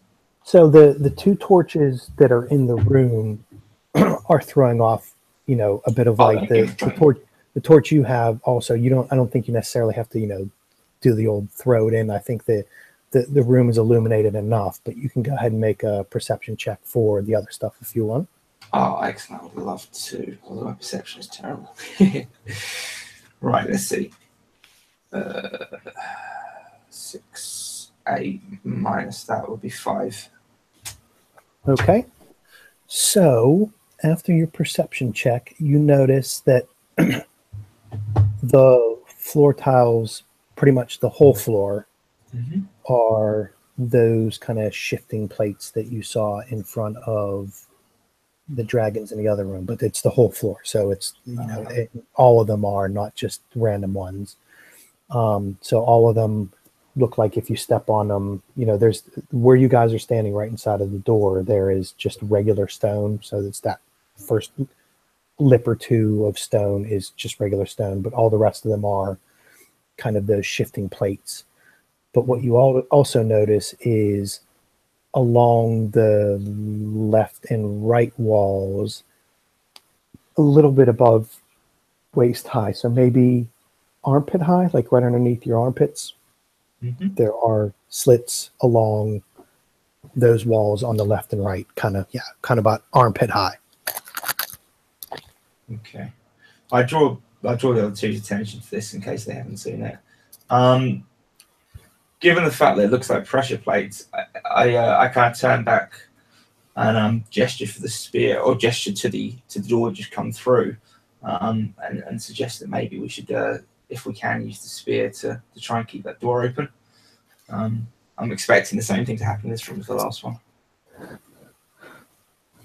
We don't want to break the spear. He looks around for something else that they could jam in the door, because obviously the wooden stick is not gonna keep the huge stone door from slamming shut. We could use the spear to push the floor. To push the floor. It won't stop the door, but we can not be tricked by the floor. Good idea. The last room was designed to be escapable, so I agree. We should try that. He pushes the first stone in front of the arch. I kind of grab you by the shoulder. Careful, down. So Sitlolly uses, I guess, the butt of the spear to push down on one of the plates. So when you push down one of the plates, you see the old Indiana Jones style dart flies out armpit high from, if you're pushing the left-hand side of the room, it comes out from the left side, right-hand side. So just a dart flies out that looks like it's, a obsidian kind of blade with like a feather on the end of it. So it just, nobody's in the room, you're not in there, you just push it and you see a dart flies out. All right. He pushes on the same plate again to see whether or not there's more darts that come out from the same. No, when you push on that one again, no. So he's like a kid, like his eyes get real big and he turns around and he looks at the other two and then he like pushes on the one next to it. Because like, how big are the plates? What's 12 inches by 12 inches, I say? So it's like a normal... No foot, so that's not terrible. He would, I guess he'd press the one next to it to try to give them a bigger path, I guess. Okay. So if you push the one next to it, just another obsidian dart flies out, feather on the end. Obviously it flies across the room. It doesn't fly back into the other hole on the other side because they're kind of staggered. They're not, the holes on both sides aren't even. That's, they're off center a bit. So it doesn't go into the hole on the other side. It just kind of hits the wall and falls down. Yeah. So he turns, shrugs, looks at you guys, and then just like moves forward onto those plates, presses the next two, moves forward, presses the next two. So just a whole bunch of stuff starts flying out of the room for every time you push.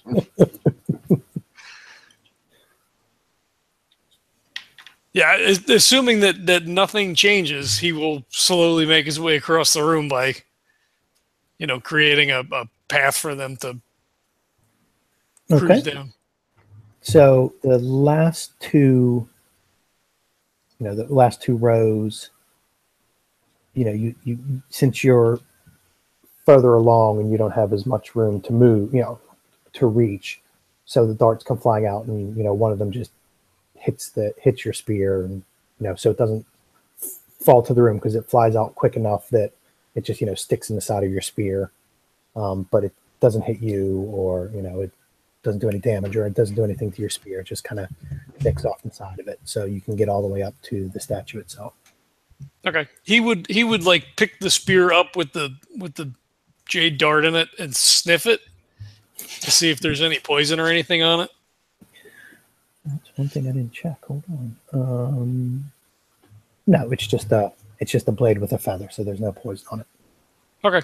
He takes it out and sticks it in a pocket. Gingerly sticks it in a pocket so he doesn't stab himself. Yep, there you go. So you have a feathery obsidian dagger knife looking thingy. Yep. No problem. And once they get to the statue, this is where it kind of gets sort of dicey. He kind of like looks around to see whether or not, it's being held in, or if it can just kind of be pushed out. It looks to see whether or not like the jaws have a hinge, just see if there's anything like that would seem out of place, or if it's just like, oh, if you walk in here, you're going to get murdered by a million darts. And like, that's the whole thing. So if you're looking at the statue, it doesn't look like so the jaw of the head is open, the fangs and all that. So, and the half of the disc is just like resting in there. So let's do, was it perception? Yeah, let's do a perception check. All right. 7 total. Okay, so now I got a 6. So it doesn't look like there's any hinge, or it looks like it's one piece of stone. So, there's nothing you can see along the edges of the jawline or anything. It looks like one solid piece of the jaw itself. It doesn't look like it's snapped down on your hand or hinged or anything. Okay. Did you guys follow me in, or are you still by the door, or where are you guys at? That's a tempting question. I think at a certain point, I probably would have followed you. Okay. I think Maria would have stayed back just to make sure that if the door was going to start to shut, maybe she would actually like try to hold it. So then she, after she sees Saba started walking, and then she kind of was like, okay, well, I guess we're okay. So then she starts walking up there too. All right, so Sebastian's right behind him. He's like, should we grab it?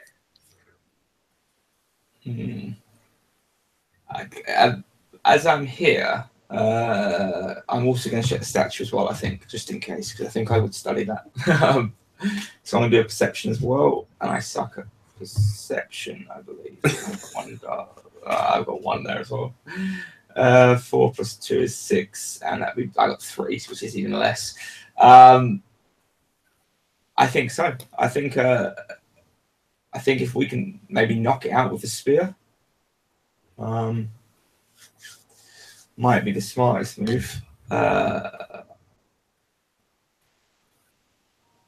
It's going to be a dicey proposition, whatever we do. Are all of the holes of darts have been coming out? They're all at the same height. Yeah, they're all kind of armpit level height. Then I suggest we grab it and duck. I'll try and test it. Okay. Well, if we could always have Sitlali just at least even just back up a little bit and just try to poke her.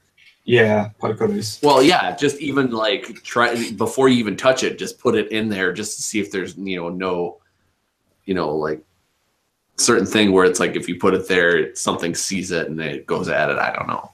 But no, I like that. We might as well back up near the door. Again, if the door's ever going to shut, it's going to be now. Yeah. Yeah, if you're right, that's it. We'll have you knock it loose with a spear and just duck, whatever you do. Okay. Give me some room. He backs up and like kind of leans the tip of the spear on the jaw and gets back as I guess as far as he thinks is reasonable, and then gives it like a little poke and then just drops to the floor. So the disc just drops out of the jaws, hits the floor, and you don't see anything shoot out of the sides, and nothing drops behind you. So he yeah, if it's close enough, so he dropped like straight down, so he's in the little safe area. If it's close enough, he'll reach and grab it. If not, he'll use the spear to kind of like lasso it back in. Okay, yeah, so you just you nudge it back with the end of the spear or even the point of the spear, and shimmy the disc back to you, and you have it in your hands. Now we have both parts, and we can open the door, and we can get the dragon. I don't think it's that easy. Well, no, there's the guardian who's dead but not dead. He's not dead, but he's alive. But he's ancient.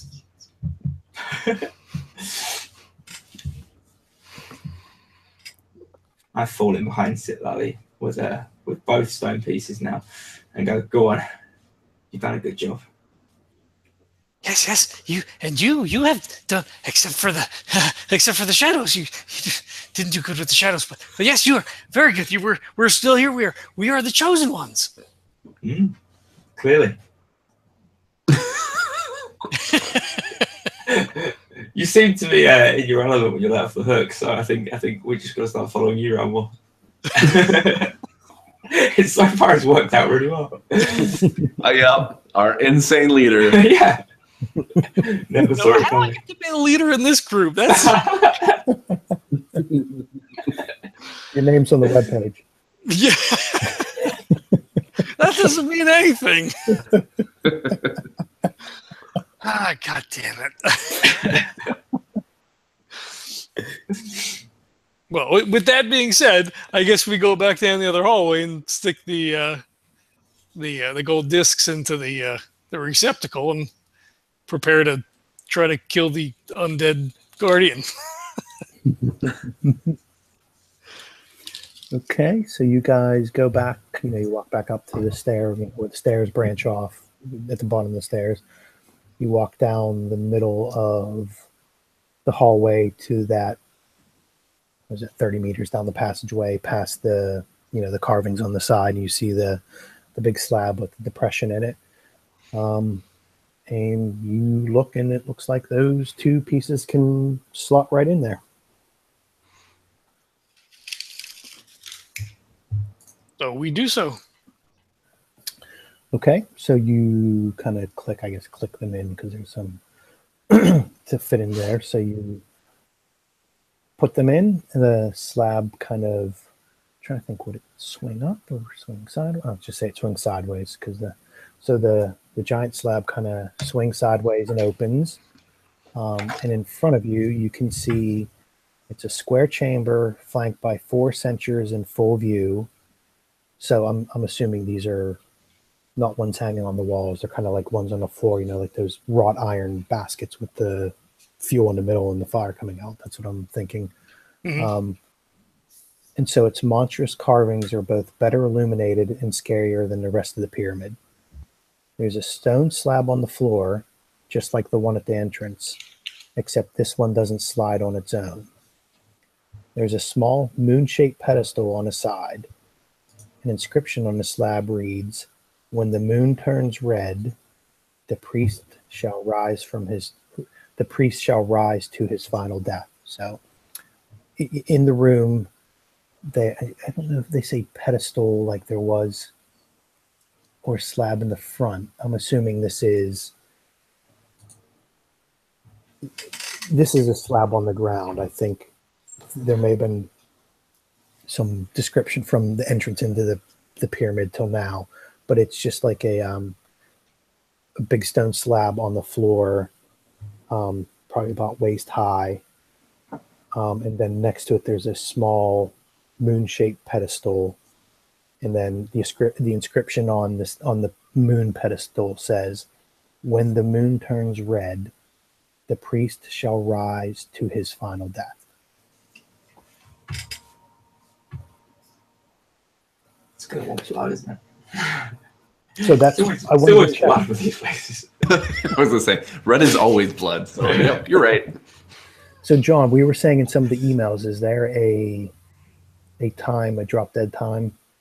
I mean, it's what, like 4 a.m. for you guys, so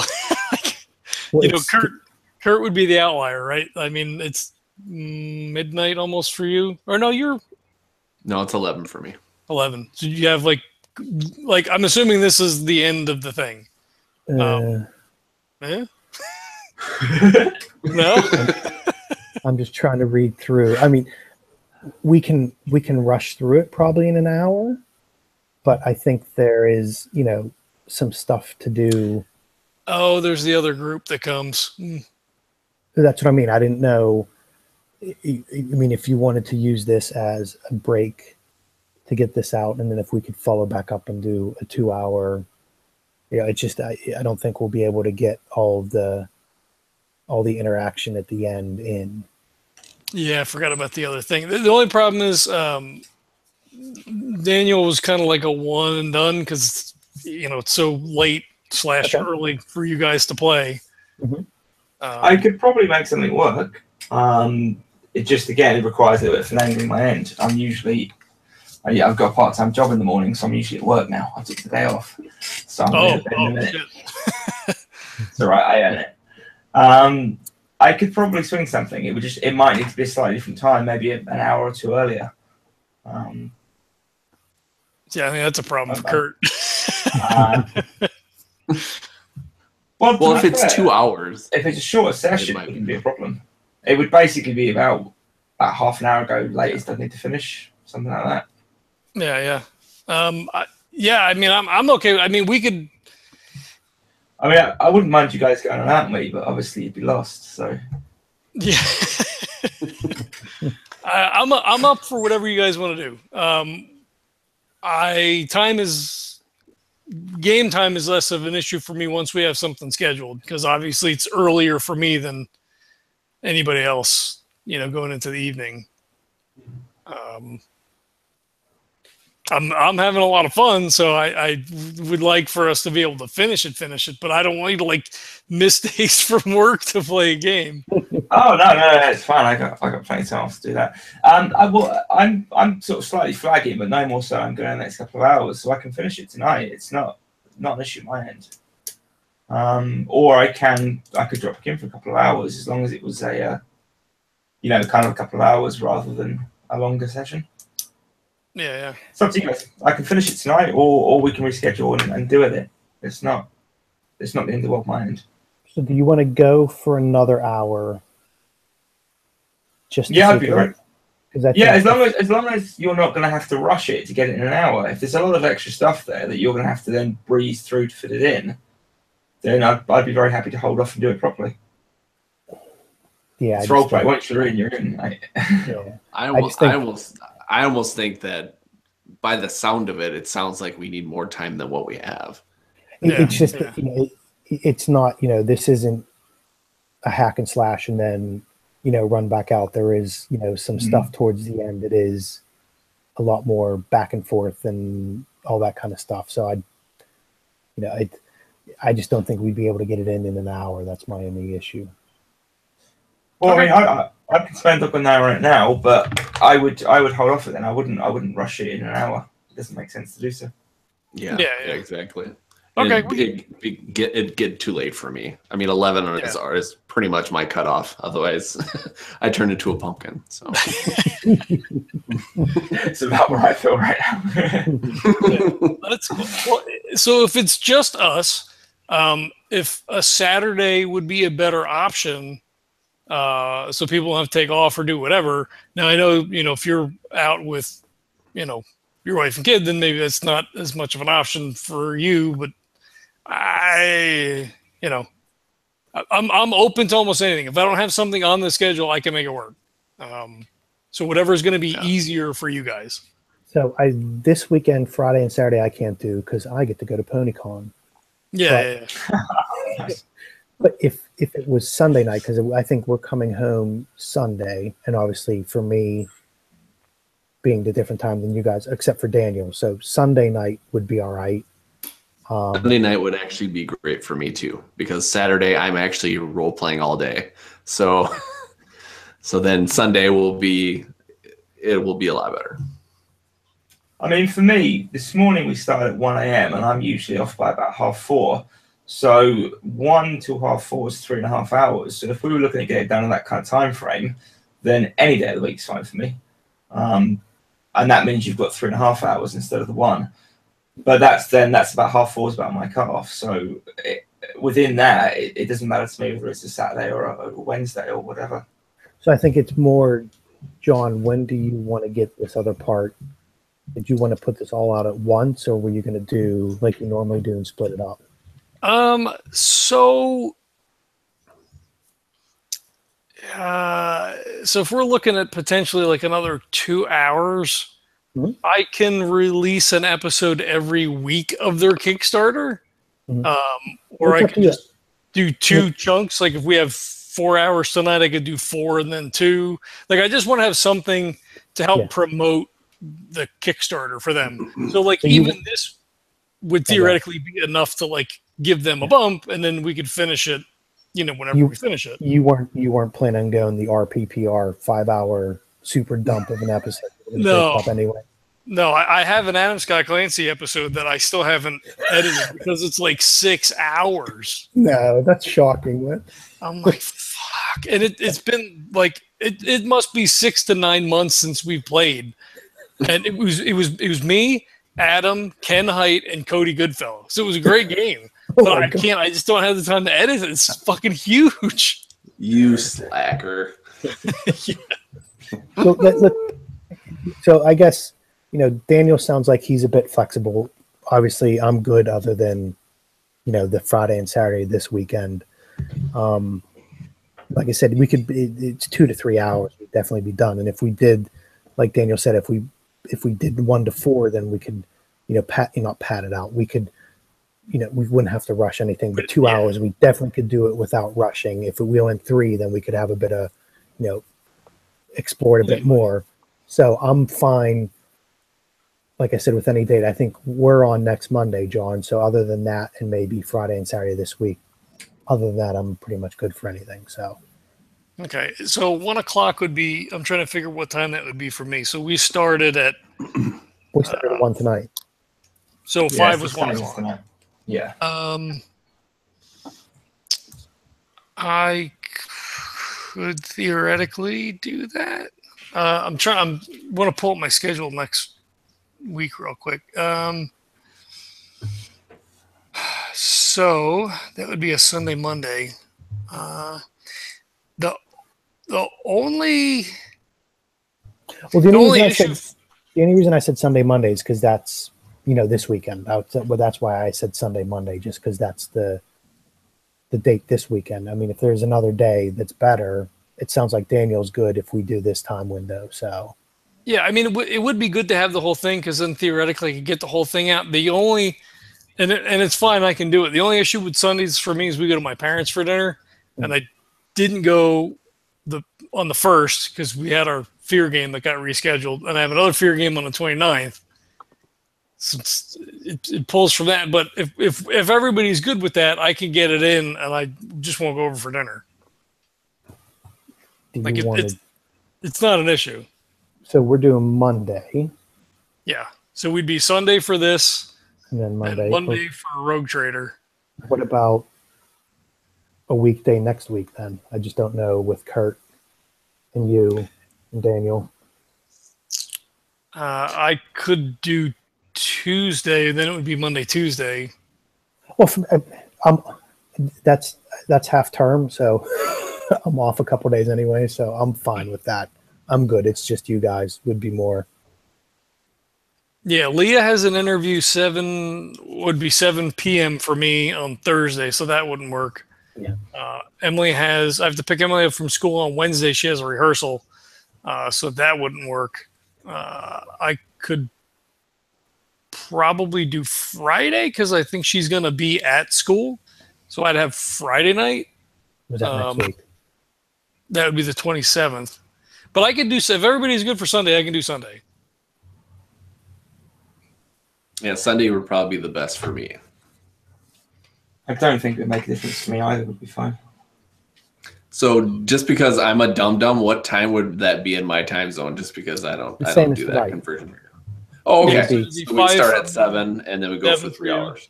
Okay. Yeah. Okay. So where are you at, Kurt? You're not East. I'm in Wisconsin. Okay, so you're an hour behind. So it's you're 6 behind me and Daniel. So that would be okay. Gotcha. Okay. That works. That's good with everybody. I'll just let them know I'm not coming for dinner. Wouldn't be the first time. I'm sure they'll be relieved. Just kidding. Probably. Well, we won't get any peanut pulling though. So your Catholic guilt's wearing on me now, John. Now I feel bad. I don't have any of that. You get to go to Catholic school for 12 years. It all wears on you. All right. Well, I will add that to the calendar. Uh-oh. I need a drink. Yeah, I'll put that on the calendar. Yeah, I'll see you guys on Sunday then. Yeah, I just didn't know. I was trying to get a timing for it. I just couldn't get a good feel before we started. But it also, we weren't blitzing through it like a dungeon crawl. So, it was going really good. I didn't want to have to try to rush anything. So, Well, like every other game, we just sort of devolve into random role playing about shit that's not really. But no, I think it worked really, really good. I think it worked. It fit in. It wasn't like we were just doing it to do it kind of thing. Yeah, there was no sidetracking. I don't think in this game at all. If we were play testing something new to get out, you want to test it all out, and I think we did a good job with that. But we also weren't stretching it just to say, "Oh, we got some content to give them." I think it went really, really well. So that's why, I didn't want to completely rush it, and because there is a lot of cool stuff left to do. So cool. Yeah, I had only looked initially through like the first part, just to see what it was like. If you weren't going to run and be like, oh fuck, see if I can figure this out, and then you were like, no, I think I'm going to be okay. So I'm like, I'm not reading any of that shit because I got to keep going over the rules because I just don't want to. It's too much stuff. But yeah, it's fun. And maybe we could do, so if it only winds up taking us like, an hour and a half or whatever, we can do a little bit of a wrap up kind of give our thoughts and, maybe explain some of the mechanics a little bit better. Like, I think we kind of were doing that a little bit while we were playing, but not like every time, like, oh, this is this and this is this.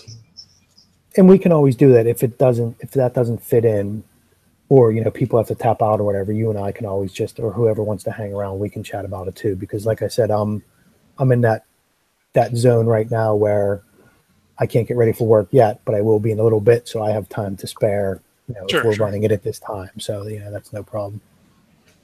All right, cool. Well, that was awesome. Thanks for running. I had a lot of fun. Yeah, thanks, guys. I was a bit worried, something completely new that no one else did. But yeah, that was a lot of fun. I really enjoyed that.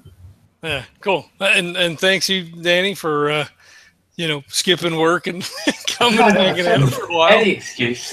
Thanks, yeah, absolutely. I'm glad you could make it. It's always good to get somebody else in, and like we were saying in email, like we had, it's just such a good time bullshitting that, any excuse to, try to catch up, and I'm just real bad about, following up with people. And I'm exactly the same. I said this to you before. It's like it's just, unless you've got that kind of excuse or some driving factor, it doesn't always happen. But no, it was a pleasure. I think I understand about 20% of the system now, so that's good.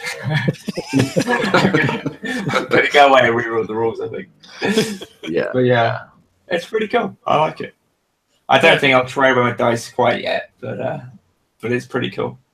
It's interesting. I think there's some like wording that's a little confusing on some of the stuff. Like, wow, was that? No, that was only for that, and this is only for this, and being fatigued, taking an action and being fatigued seems kind of weird.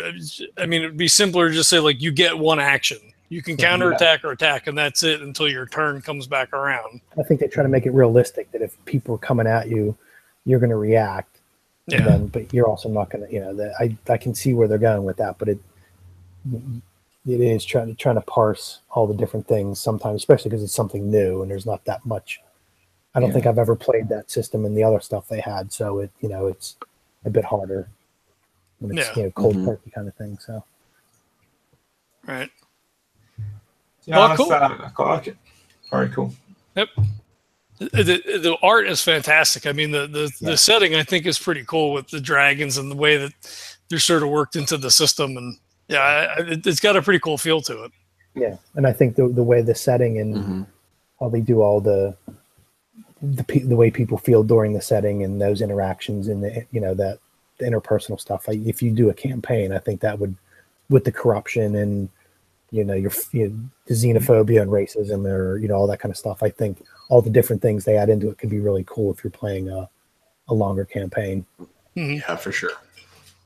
Yeah, it was definitely the setting that stood out to me as the strongest component, and the art. I think the way they put together the playtest rules as a pitch to a potential backer is phenomenally good. There's so much showing the product and explaining it, and so much turned over to that. I think it was great. But the setting, especially, I think it's really strong, really quirky, really cool. Very much so. Very nice. Cool. All right. Well, thank you guys, and thanks everybody for checking it out. We hope if you are interested in what we're doing here, if the setting sounds kind of cool, or if you like the art, go when it eventually hits Kickstarter, which will be about a week and a half. Check them out. Show your support. You got to support those indie creators, just like Daniel over at Deep Dark Designs. They got cool stuff over there. They've got like 1 million products coming out next year, I think he said. So there'll be plenty of cool stuff over there. So support your indie designers, and you get that fun back in spades. So it's definitely a worthwhile investment, and you're depending on where you're located, you're invested in your community. So it's awesome. So go do the thing. All right. Well, catch you all next time. Take care.